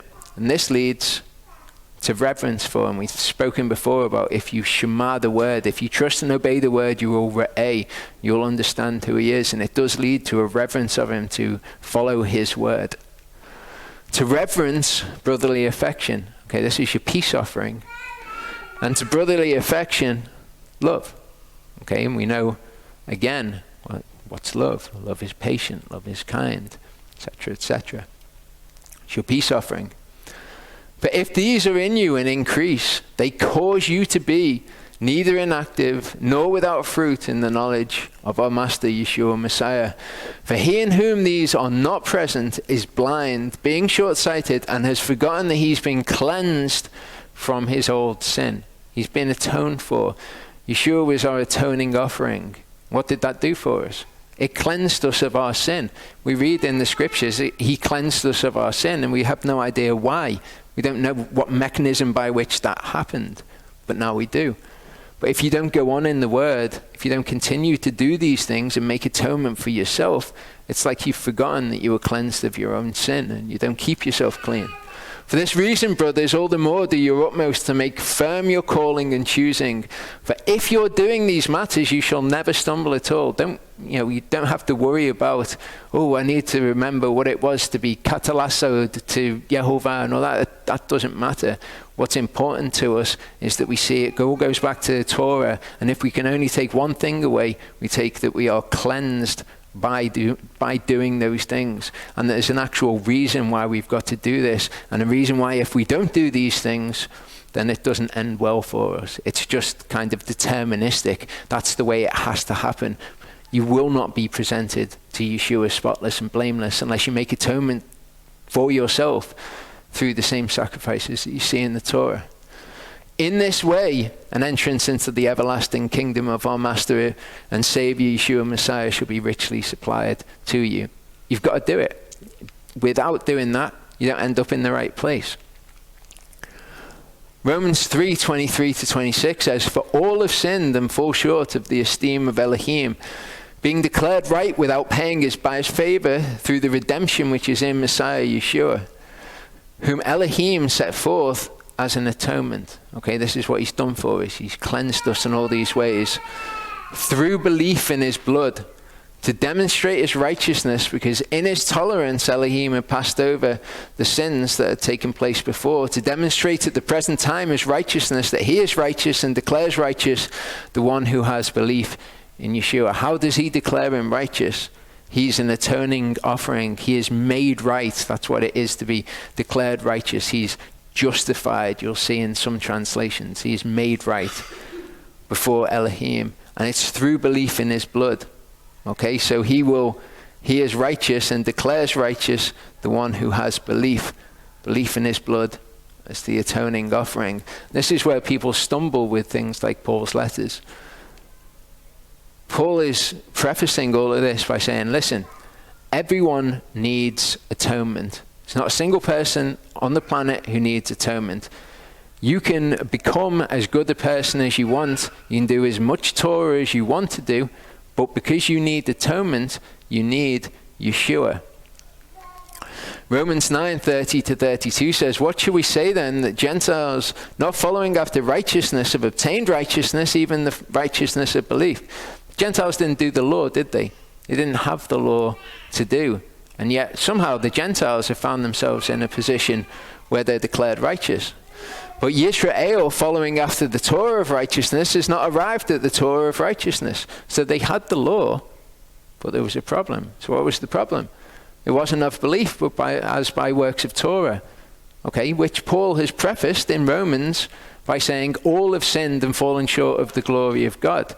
Okay, people love to take snippets of Paul that they don't understand and say, well, what's he saying here? It was not of belief. All have sinned and fallen short of the glory of God. You need an atoning offering. That atoning offering is offered to you by belief in his blood. You need that belief in order to have the atoning offering so that you can then walk forward in righteousness from that point forward. Galatians 3:1-3. O senseless Galatians, who has bewitched you not to obey the truth, before whose eyes Yeshua Messiah was clearly portrayed among you as crucified? This only I wish to learn from you. Did you receive the Spirit by works of Torah or by the hearing of belief? You were cleansed, weren't you? Okay, and you received the Spirit. How was that? Was that because you'd done Torah so well all that time? No. The Galatians had turned from Yeshua.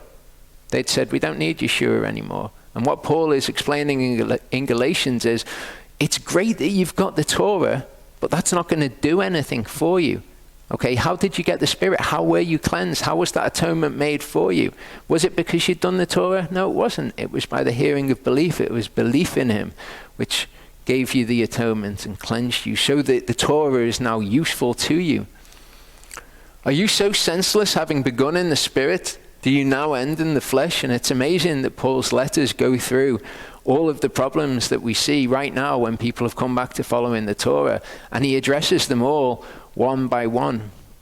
This is the people who have turned from Yeshua, turned from the writings of the New Testament, and have just decided, well, actually, all we need is Torah, because that's righteousness. Philippians 3:4-9 says, though I too might have trust in the flesh, if anyone else thinks to trust in the flesh, I more. So Paul says, okay, you're trusting in the flesh in your works of the Torah. Listen, if anyone can trust in the works of the flesh, it's me, because I did it pretty well. Circumcised the 8th day of the race of Yisrael, of the tribe of Benjamin, a Hebrew of Hebrews, according to Torah, a Pharisee, according to ardor, that is zeal, persecuting the assembly, according to righteousness that is in the law, having become blameless. He wasn't blameless all along. All have sinned and fallen short of the glory of God. But what did he say? He said that I became blameless. I got myself right to the pinnacle of Torah. I was not sinning anymore. And what he's saying is that's worthless. It's really not worth a thing before Elohim because I had sinned. But what might have been a gain to me, I have counted as loss because of Messiah. What is more, I even count all to be lost because of the excellence of the knowledge of Messiah Yeshua, my Master, for whom I have suffered the loss of all, and count them as refuge in order to gain Messiah. And be found in him, not having my own righteousness, which is of the law, but that which is through belief in Messiah. Not saying, let's not follow the law, the righteousness of the law. He's saying, listen, without the atoning offering, it wasn't worth anything. It's the belief in Messiah, belief in his blood, which gives us the atonement and cleanses us of all that garbage, which now allows the Torah to be something useful to us. The righteousness which is from Elohim on the basis of belief, the atonement that was given to us through Yeshua. So, we now get to this. The Torah portion itself is Leviticus 16. If we had just come to this and we didn't know what atonement was, this would take on a completely different color, a different light. Yehovah spoke to Moshe after the death of the two sons of Aaron, as they drew near before Yehovah in his presence and died. And Yehovah said to Moshe, speak to Aaron your brother not to come in at all times to the set apart place inside the veil, before the place of atonement, in the presence of the Kaparet which is on the ark, lest he die, because I appear in the place, above the place of atonement. I appear above the Kaparet, the most holy place ever existed on the earth. You need to come in and you need to make atonement. You need to be clean when you come in. So the high priest has to make atonement for himself so that he's in a position not to just be wiped out. And when he goes in, he's got to prepare the mercy seat where Yehovah is in a very particular way to allow him to be there. So that's the context of what we're going to see. With this, Aaron should come into the set-apart place with the blood of a young bull as a chata'at and of a ram as an olah. He should put on the set-apart linen long shirt with linen trousers on his flesh and gird himself with the linen girdle and be dressed in the linen turban. Okay, so he had special clothes that he would only wear on this one day. He would come in the high priest's garments. He would change into these special garments that would allow him to go in this particular way, like wearing a spacesuit to go into an area where Yehovah was. They are set apart garments, and he shall bathe his body in water and shall put them on. Okay, with Yeshua, Hebrews explains this to be different for Yeshua. It says, every priest taken from among men is appointed on behalf of men in matters relating to Elohim to offer both gifts and offerings for sin, being able to have a measure of feeling for those not knowing and being led astray, since he himself is also surrounded by weakness, by this uncleanness, okay, in this fallen world. The cycle of life and death going on around us. He's surrounded by this. So he needs to make atonement for himself. On account of this, he has to offer for sins as for the people, so also for himself. So it says, and from the congregation of the children of Israel, he takes 2 male goats as a chata'at and 1 ram as an olah. And Aaron shall bring the bull as a chata'at, which is for himself, and kafar for himself, cleanse himself, and for his house. And he shall take the 2 goats and let them stand in the presence of Yehovah at the door of the tent of meeting. Aaron shall cast a lot for the 2 goats, 1 lot for Yehovah and the other lot for Azazel. And this word Azazel, people get this confused. They think it's the Azazel spoken of in the book of Enoch, not the Azazel spoken of in the book of Enoch. I'm not going to go through a big long explanation of it here, but what I would say to people is load up blueletterbible.org, go to Leviticus 16:8. Look at the Gesenius' entry for Azazel, because there's a ton of really good information there that I'm not going to regurgitate. Just for purposes of this, what it means is separation. It's the goat for separation, the means by which the children of Israel are going to be separated from their sins. And Aharon shall draw near with the goat on which the lot for Yehovah fell, and shall prepare it as a chata'at. But the goat on which the lot for separation fell is caused to stand alive in the presence of Yehovah to kafar upon it, to send it into the wilderness to separation. And Aharon shall draw near with the bull of the chata'at, which is for himself, kafar for himself and for his house, and shall slaughter the bull as a chata'at, which is for himself. He shall take a fire holder filled with burning coals of fire from the altar in the presence of Yehovah. The altar in the presence of Yehovah is the golden altar, the altar of incense. It's in the holy place. The other altar is just outside. With his hands filled with sweet incense beaten fine, and shall come with it inside the veil. And he shall put the incense on the fire in the presence of Yehovah, and the cloud of the incense shall cover the kaparet which is on the witness, lest he die. And he shall take some of the blood of the bull and sprinkle it with his finger on the place of atonement, on the kaparet on the east side. And interestingly, the east side is where the entrance to the tabernacle is. Okay, that's where there's a hole that goes out into the uncleanness of the world. I'm not sure if that's why it's done, but that is the case. Also in front of the kaparet, he sprinkles some of the blood with his finger 7 times. And he shall slaughter the goat of the chata'at, which is for the people, and shall bring its blood inside the veil, and shall do with that blood as he did with the blood of the bull, and sprinkle it on the place of atonement, the kaparet, in front of the place of atonement. So he comes in with an offering for himself and for his family, and for all of the rest of the children of Israel, and he makes atonement for them on this place so that Yehovah can appear there. He shall kafar for the set apart place because of the tumah of the children of Israel. This is why he's got to do it, because of their uncleanness which is all around them, and because of their transgressions and all their sins. And so he does for the tent of meeting, which is dwelling with them in the midst of their tumah. Okay, it makes more sense, doesn't it? Hebrews 9:24-28 says, for Messiah has not entered into a set-apart place made by hands, figures of the true, but into heaven itself, now to appear in the presence of Elohim on our behalf, like Aharon did with the people. Not that he should offer himself often, as the high priest enters into the set-apart place year by year with blood not his own, for if so, he would have had to suffer often, since the foundation of the world, but now he has appeared once for all at the end of the ages to put away sin by the offering of himself. So at the end of the ages, we're going to have Yom Kippur fulfilled. Yeshua is going to appear with his own blood to make atonement for the sins and the uncleannesses of the people in the world. And remember, he's doing this in heaven. And you think, well, heaven's just this, surely this amazingly clean place. Well, what does he do with heaven? Once more, I shake not only the earth, but also the heaven. Okay, heaven isn't this place where the uncleanness of creation hasn't touched it. Atonement needs to be made for there as well, and this is what he'll do.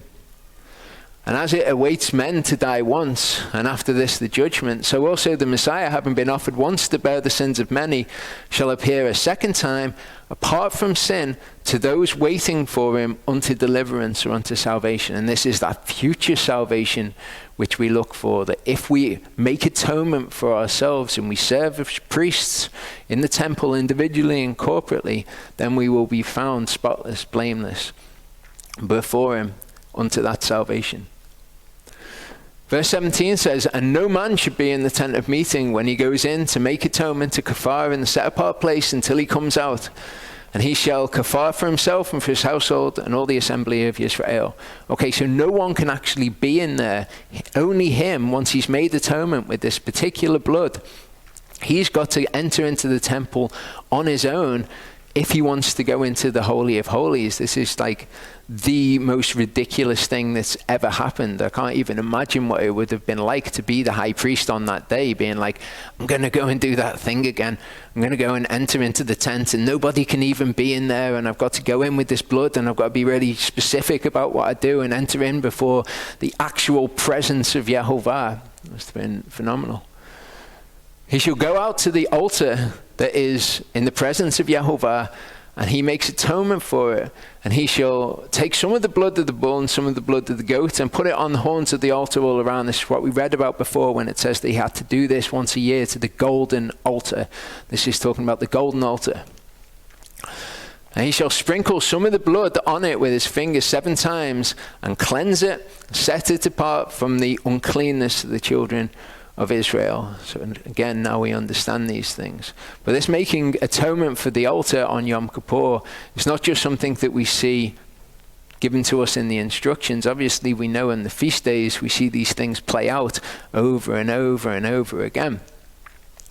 Isaiah 61, 1-2 says, the Spirit of Yehovah is upon me because he's anointed me. He's sent me to preach glad tidings to the poor, to heal the broken in heart, to proclaim liberty to the captives, recovery of sight to the blind, to declare the acceptable year of Yehovah. And that's all what happened on the Day of Atonement when the ram's horn was blown and all of the captives would be set free and all of the rest of it. The latter half of this talks about what happens on Yom Kippur in the future, the day of recompense. Okay, this is often translated the day of vengeance, and that would be a very good translation.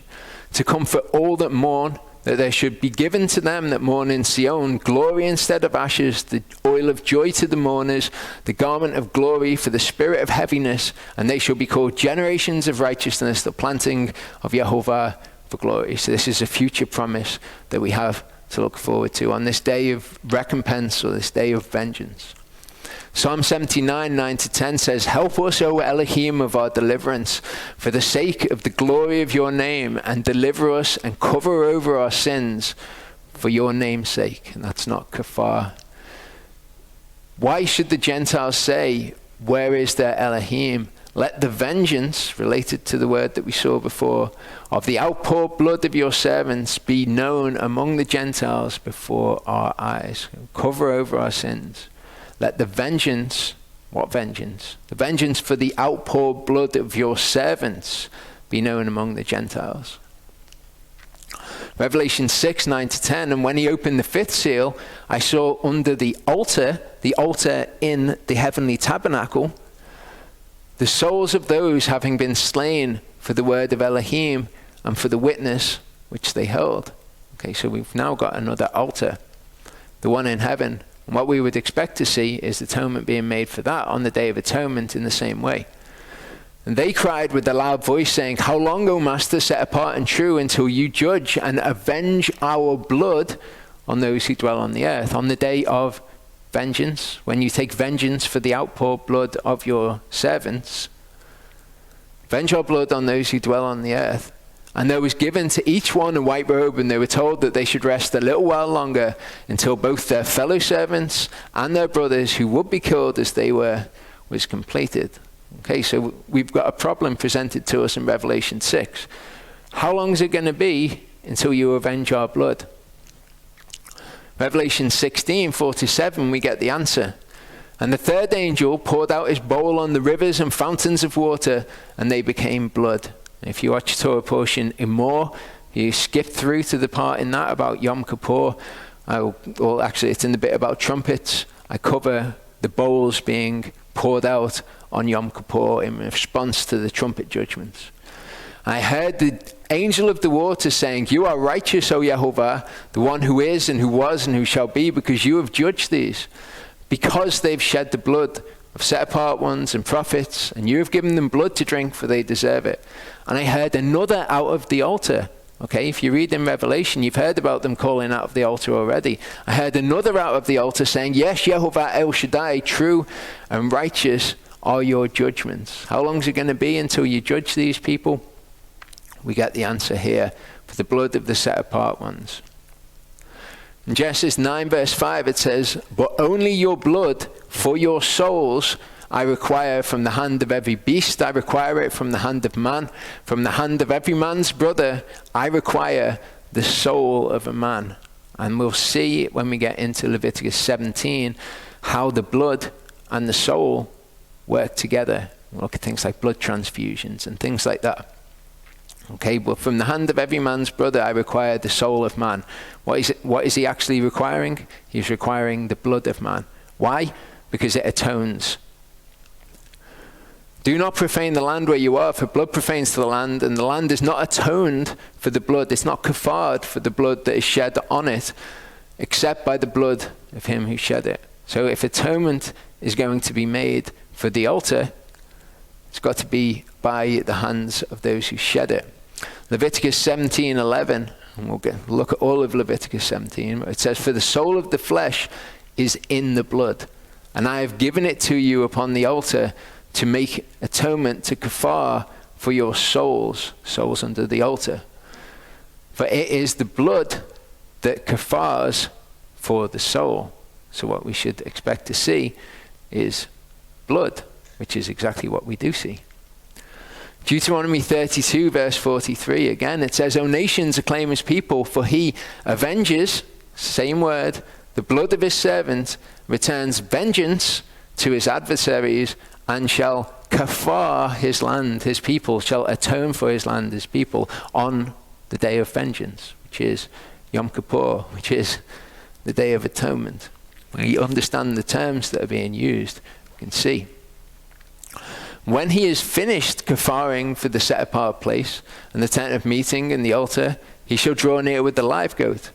Then Aharon shall lay both his hands on the head of the live goat, and shall confess over it all the iniquities of the children of Israel, and all their transgressions and all their sins, and shall put them on the head of the goat, and shall send it away into the wilderness by the hand of a fit man. And we've looked before at how this is a picture of Hasatan. Okay? What it says is that all of their transgressions are going to be put on the head of Hasatan. Well, in Revelation it says the great dragon was thrown out, that serpent of old called the devil and Satan, who leads all the world astray. So I want you to take hold of these phrases that are used. Great dragon, serpent of old, devil and Satan, leads all the world astray. Okay, so sin is ascribed to Hasatan. Not that it's his fault solely, but that he bears some responsibility for leading people astray. In Genesis 3:13-17 it says, "And Yehovah Elohim said to the woman, 'What is this you have done?' And the woman said, 'The serpent deceived me, and I ate.' 'Why have you done this? Why have you sinned?' 'The serpent led me astray.' Elohim said to the serpent, 'Because you've done this, you're cursed.'" Okay? Serpent takes his blame. "Put enmity between you and the woman, between your seed and her seed. He shall crush your head, and you shall crush his akav," or akev rather, from which we get Yaakov, okay, which he does indeed crush or bruise. "To the woman he said, I greatly increase your sorrow and your conception." So serpent, bad. Okay, sin has been ascribed to you. You've led them astray. Woman, bad. You did the sin, having been tempted. Man, bad. You listen to the voice of the woman. So the blame is apportioned to the right place, but some of it is put on the head of Hasatan. "When he's finished kafaring for the set-apart place and the tent of meeting, the altar, he shall draw near with the live goat. Aharon shall lay both his hands on the head of the live goat, confess over it all the iniquities of the children of Israel, all their transgressions and all their sins, put them on the head of the goat, and then it's sent away into the wilderness by the hand of a fit man." And indeed the word does put the sin on the head of the goat. Send it away into the wilderness by the hand of a fit man. And we've seen before how this happens. The goat bears on itself all the avon, or the consequence of the iniquity or the iniquities, to a land cut off, and shall send the goat away into the wilderness. Remember, the goat for Azazel was the goat for separation. Okay? This word, a land cut off, means a separation or a separate place. Okay, and it's from Gazar, and Gazar means to be cut off, separated or excluded, from where you get it's a separation or a separate place. So the goat for separation that the sins of the children of Israel are put on is then sent off into a place of separation. So an angel coming down from heaven having the key to the pit of the deep and a great chain in his hand. Okay, so this is a separate place. He sees the dragon, the serpent of old, who is the devil and Satan. Okay, you recognize what's being used there. The dragon, serpent of old, devil and Satan, who led all the world astray. The sins of the people being put on Hasatan. Exactly the same phrase is used, which is interesting. He threw him into the pit of the deep and shut him up and set a seal on him so that he should lead the nations no more astray. Exactly the same wording that is used here. So he throws him into the pit of the deep, shuts him up into the place of separation. A fit man, somebody deserving to do it, the angel from heaven.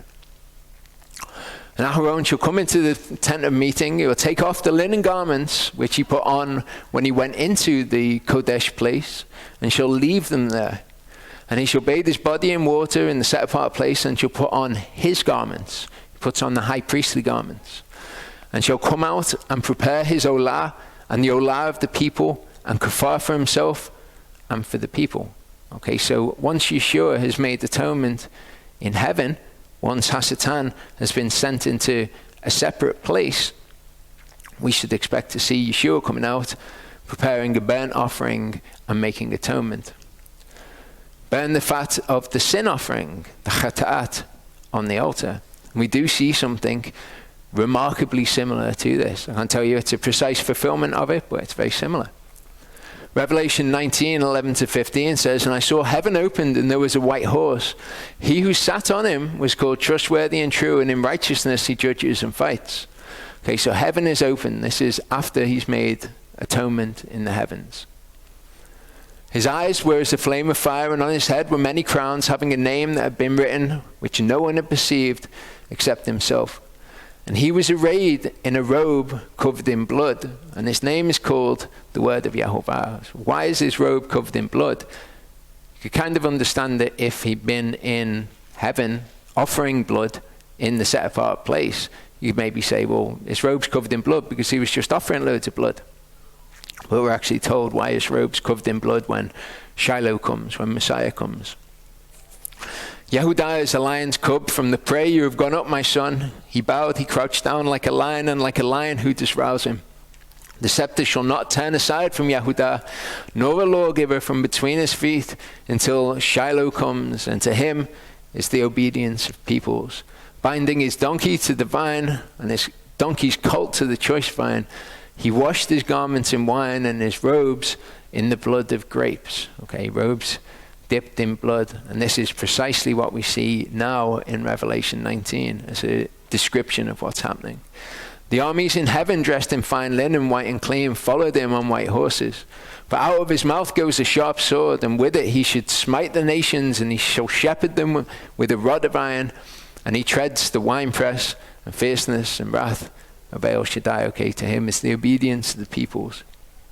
And on his robe and on his thigh he has a name written, King of Kings and Lord of Lords. And I saw one angel standing in the sun, and he cried with a loud voice, saying to all the birds that fly in mid-heaven. Got a pretty loud voice, hasn't he? Standing in the sun. And he's saying this to the birds that are in the heavens. It's pretty impressive. Come and gather together for the supper of the great Elohim, to eat the flesh of kings, the flesh of commanders, the flesh of strong ones, the flesh of horses, and of those who sit on them, and the flesh of all the people, free and slave, both small and great. And if you read Ezekiel 39 or you read Zephaniah 1, this is described as a sacrifice that is offered at this point. And I saw the beast and the kings of the earth and their armies gathered together to fight him who sat on the horse and his army. And the beast was seized, and with him the false prophet who worked signs in his presence, by which he led astray those receiving the mark of the beast and those who worshipped the image. And the two were thrown alive into the lake of fire burning with sulfur. So there's some people burning. There's a burnt offering for atonement to be made. What else did we see happened when Yeshua came? Okay, he divides the nations, the sheep from the goats. And what happens to the goats? He casts them into the lake of fire. There is a burnt offering for atonement. We see Yehovah when he plagues the people who were around the place where he was dwelling. Okay, it says that he made atonement through it. The rest were killed with the sword which came from the mouth of him who sat on the horse, and all the birds were filled with their flesh. Verse 26 says, and he who sent away the goat to Azazel washes his garments and shall bathe his body in water, and afterward he comes into the camp. And we don't have written anywhere in Scripture that this happens. And all that stuff in Revelation 19, maybe it's not a burnt offering. Okay, but it doesn't actually matter. What we know is that the Torah is true all the way through. And if the Torah requires it to be done, it will be fulfilled in some way. What we do see in Revelation 20 verse 19, it says afterwards he'll come into the camp. What we do see is they came up over the breadth of the earth and they surrounded the camp. Very specific term to be used here. The camp of the set apart ones and the beloved city. This is after Hasatan is released. This is millennial kingdom stuff. Okay, so this is where the set apart ones are dwelling. Just like Israel dwelled in the camp in the wilderness, which is what it's referring to. So if the one who threw Hasatan into the pit was an angel, what you would expect that we should be able to see from Scripture is that there are angels in the camp. Revelation 21, 9 to 12 says, and one of the 7 angels who held the 7 bowls filled with the 7 last plagues came to me, spoke with me saying, come, I shall show you the bride, the Lamb's wife. And he carried me away in the spirit to the great and high mountain, showed me the great city, the set apart Jerusalem, descending out of the heaven from Elohim, having the esteem of Elohim, and her light was like a most precious stone, like a jasper stone, clear as crystal. Having a great wall, having 12 gates. And at the 12 gates, there were 12 angels. So do we have angels in the camp? We do. So it is at least feasible scripturally. And as I say, if the Torah prescribes it, then that is what we will see being done. Verse 27 says, and the bull for the chata'at, and the goat for the chata'at, whose blood was brought in to kafar in the set apart place, is brought outside the camp. And they shall burn their skins and their flesh and their dung with fire. And he who burns them washes his garments and shall bathe his body in water. And afterward he comes into the camp. It doesn't actually tell us here who will burn them. And this shall be for you a law forever. In the 7th Chodesh, on the 10th day of the Chodesh, you afflict your soul. Do no work, the native or the stranger who sojourns among you. For on that day he kafars for you, to cleanse you, so that you're clean from all your sins in the presence of Yehovah. Exactly what we see Yeshua doing when he fulfills Yom Kippur at the end of time. It is a Sabbath of rest for you, and you shall afflict your souls, a law forever. The priest who is anointed and ordained to serve as priest in his father's place shall kafar and put on the linen garments, the set apart garments. He shall kafar for the mikdash kodesh, and he will kafar for the tent of meeting and for the altar, and kafar for the priests and for all the people of the assembly, so that we can go on another cycle, another year as Yehovah's people, with him dwelling in the midst. And this shall be for you a law forever, to kafar for the children of Israel for all their sins once a year. And he did as Yehovah commanded Moshe. And as I say, that's what the Torah says. That's what we'll see in the end happening with Yeshua. The third part will look at the idea of the blood being for the soul. Its soul is in its blood, and all of the connotations and implications of that. Okay, so I'm just going to quickly go through Leviticus 17 and 18 in this part. They're dead short chapters, but they've got some really, really interesting stuff in.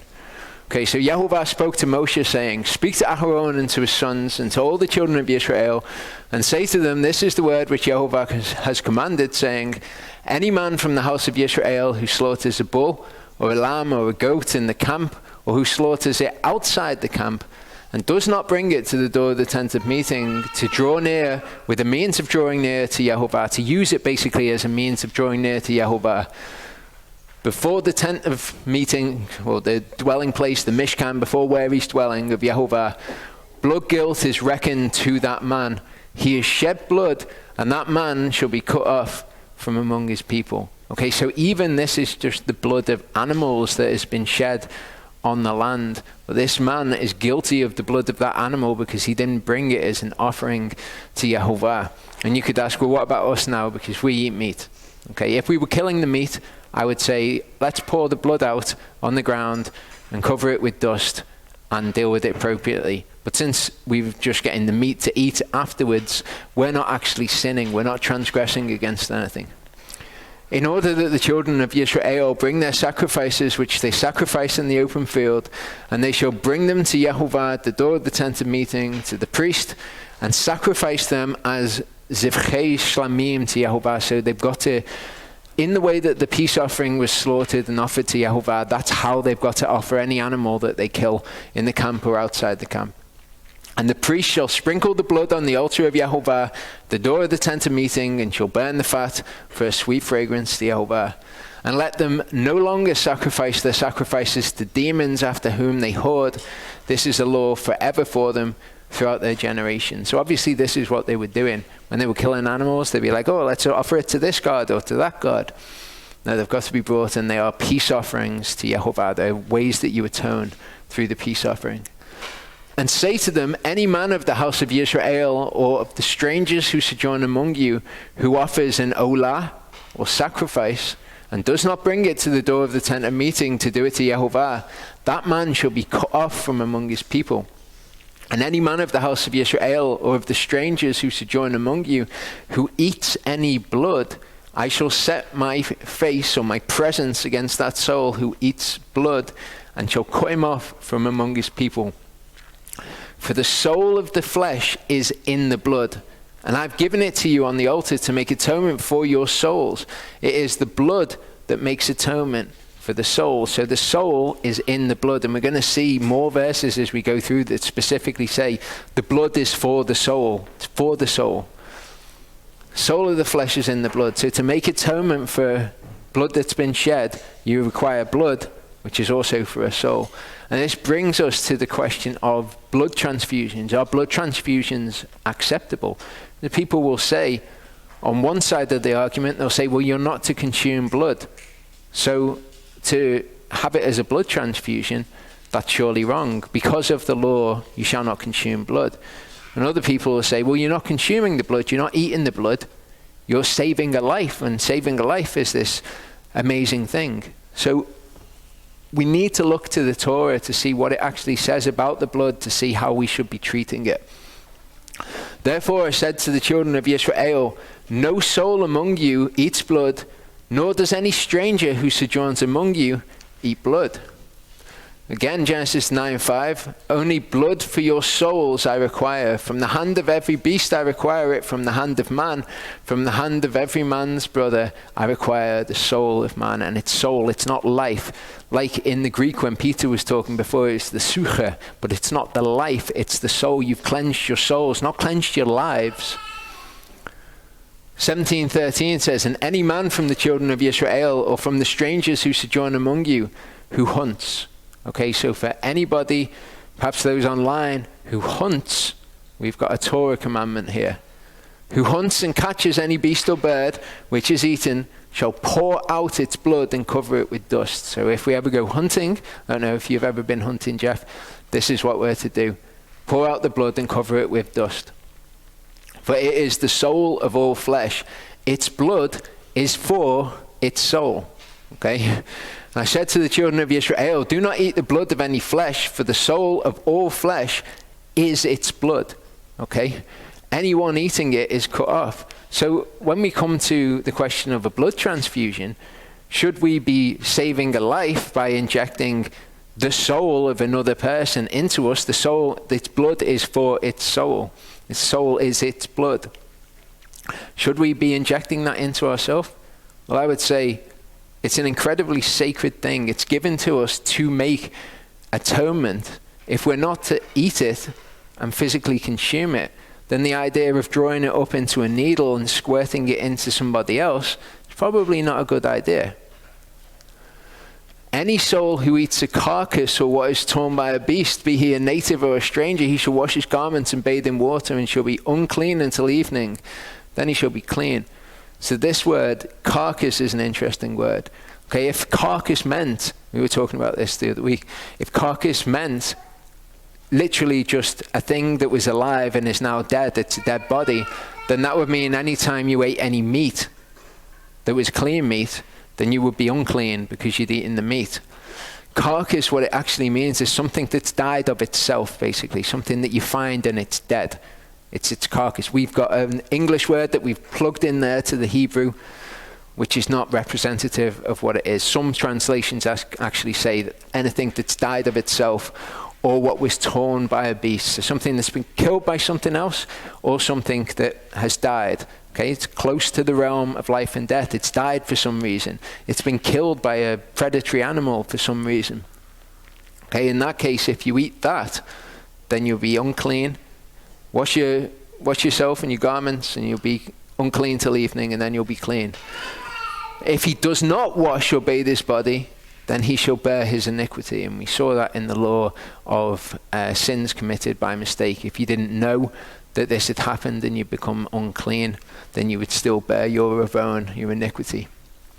And Yehovah spoke to Moshe, saying, speak to the children of Israel and say to them, I am Yehovah your Elohim.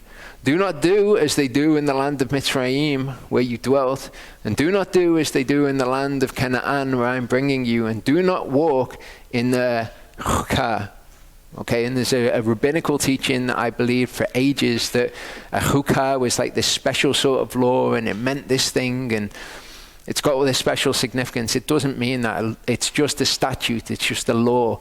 Okay, do not walk in their chukah. Whose? Okay, those of the land of Mitzrayim or the land of Canaan. They might have been following the code of Hammurabi or whatever. Don't follow after that garbage.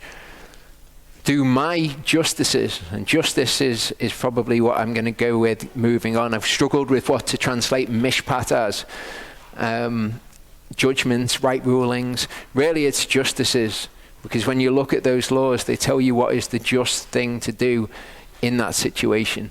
So I'm going to go with justices, and there's my reasoning. Do my justices and cherish my chukah to walk in them. I am Yehovah your Elohim. And you shall cherish my chukah and my justices, which a man does and lives by them. I am Yehovah. No one is to approach, and the word there is the same one, karav. Okay, when we are drawing near to Elohim, we are drawing near to the tent of meeting, his dwelling place, physically. Okay, when it comes to the spiritual sacrifices, we're drawing near to him figuratively. But this is a literal way that this word is used as well. No one shall karav, draw near to anyone of his own flesh to uncover his nakedness. I am Yehovah. The nakedness of your father or the nakedness of your mother you do not uncover. She is your mother, you do not uncover her nakedness. The nakedness of your father's wife you do not uncover, because it's your father's nakedness. And that'll be relevant in a minute. The nakedness of your sister, the daughter of your wife, the daughter of your mother, whether born at home or elsewhere, their nakedness you do not uncover. So there's a lot about nakedness in this passage. And when I see a word that I think, what is the actual concept there? Because we've put nakedness in there. What's the actual concept? First place that I'll go to will be the Septuagint. And I'll say, well, how did the translators of the Septuagint understand that, to put it into Greek? And the word that they use is achemosune.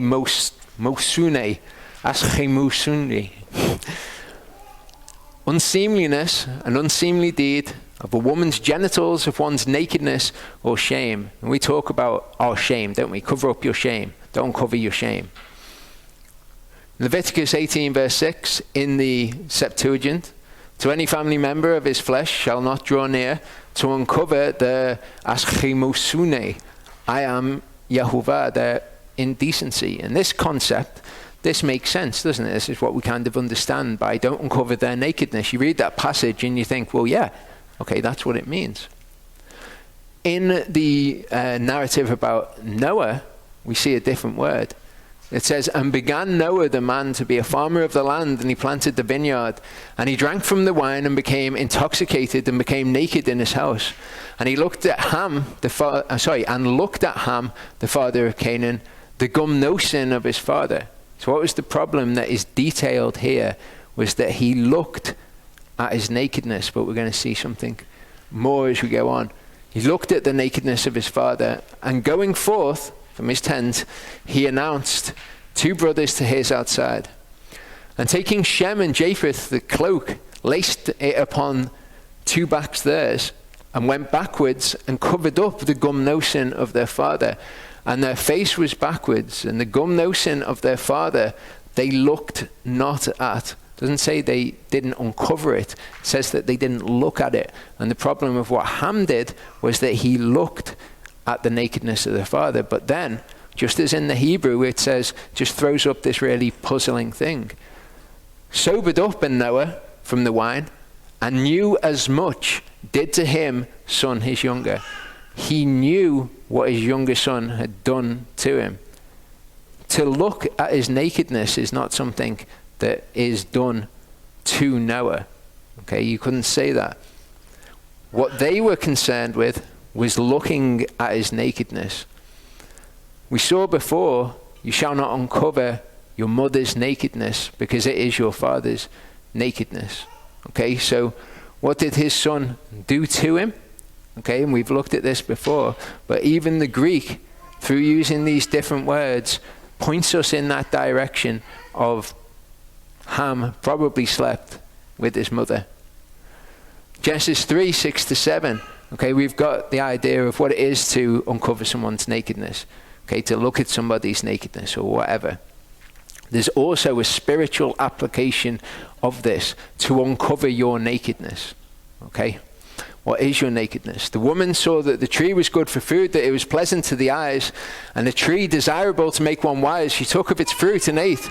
And she also gave to her husband with her, and he ate. And the eyes of both of them were opened, and they knew that they were naked. And they sewed fig leaves together and made loin coverings for themselves. So they knew that they were naked. How did they know that they were naked? They sinned. And after they sinned, they knew that they were naked. Does sin confer upon you some kind of knowledge of whether or not you're wearing clothes? It doesn't. But if you sin, you may become aware of spiritual nakedness.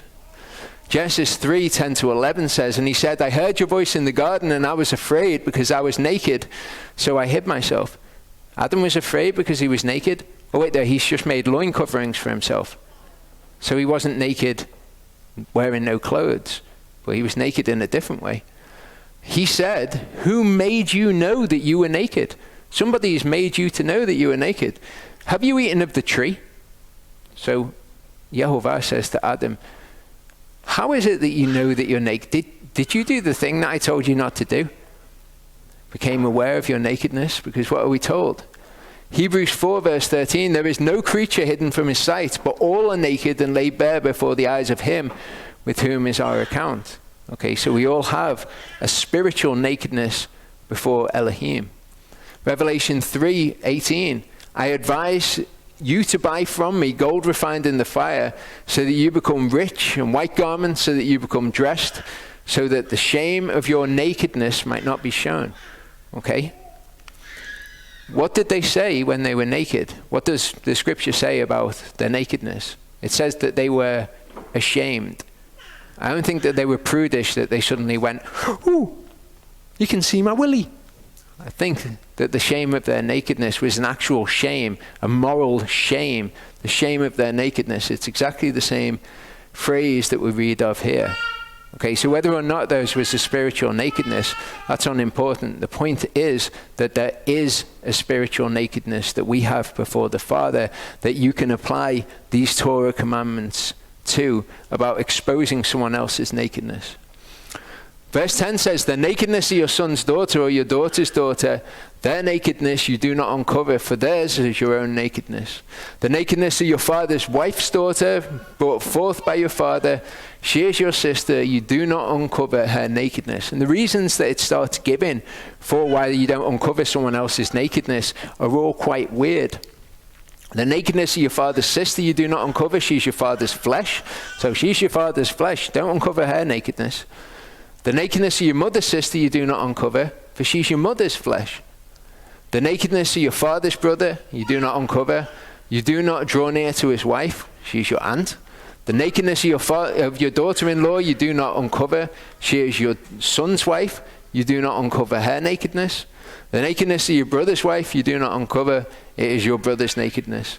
The nakedness of a woman and her daughter you do not uncover, nor do you take her son's daughter or her daughter's daughter to uncover her nakedness. They're her relatives, it is wickedness. Okay.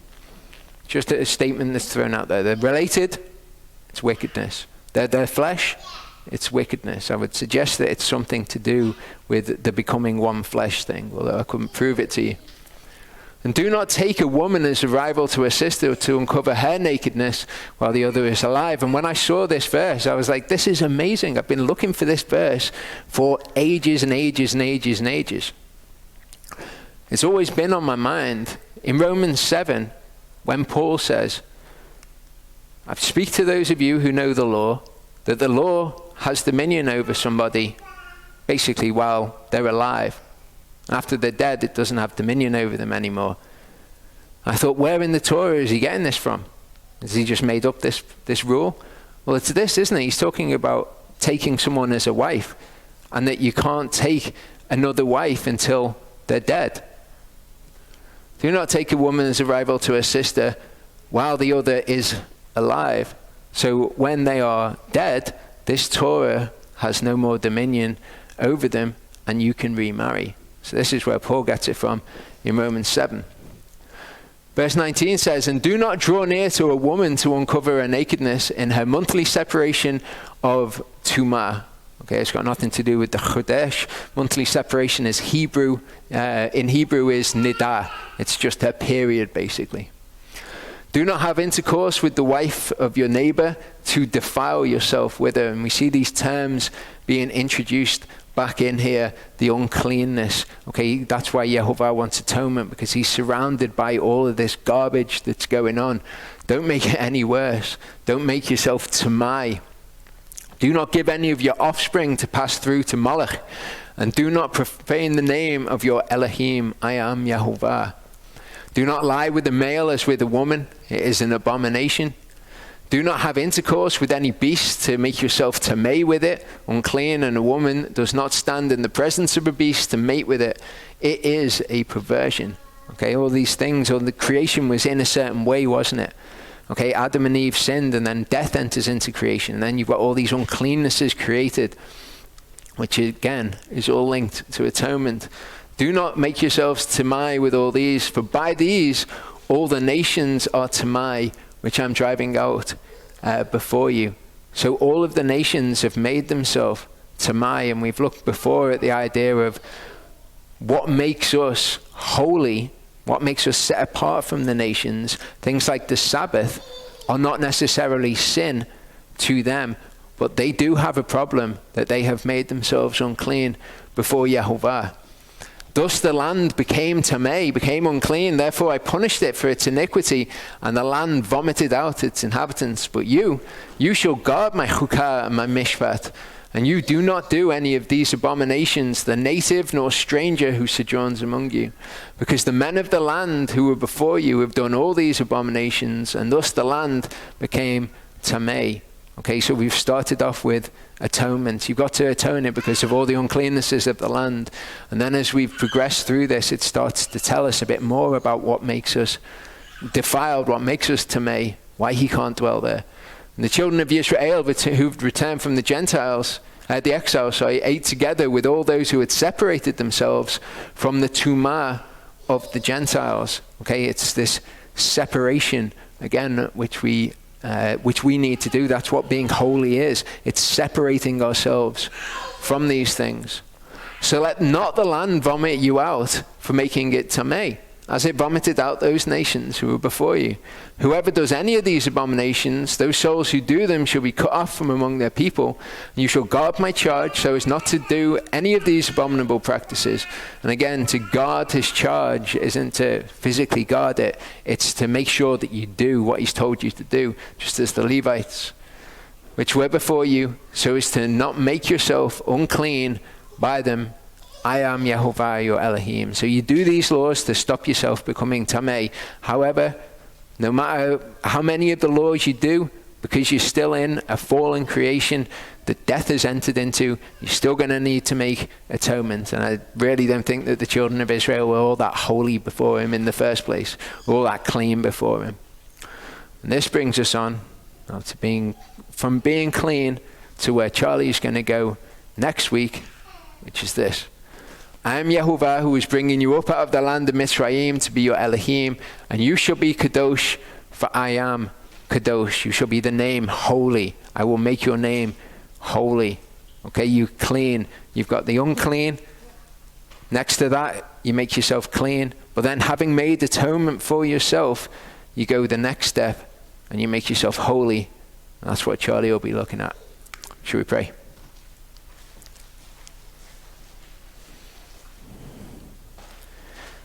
Father, we want to be pleasing in your sight.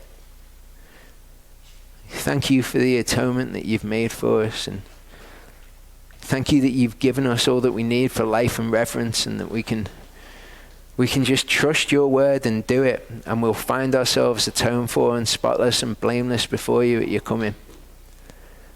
Pray, Father, that you help us to see who you are, and you help us to see your holiness, and to set us apart, to make us kadosh in your sight.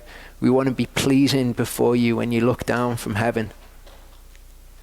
Thank you for everything that you've done, everything that you've put in place to allow us to be made clean when we've made ourselves filthy before you and defiled ourselves. Thank you that you knew all these things from the beginning, and everything was just there set in place to play out, to bring us to you. And thank you that you've put in our hearts a desire to walk in your ways, to be clean and to be kadosh before you. Pray, Father, that you help us in this. Don't let us stray from your paths. Let us be the remnant, the ones who are walking on the narrow path. Thank you for all that you've showed us. Pray that we're worthy of it, Father. Thank you. Amen.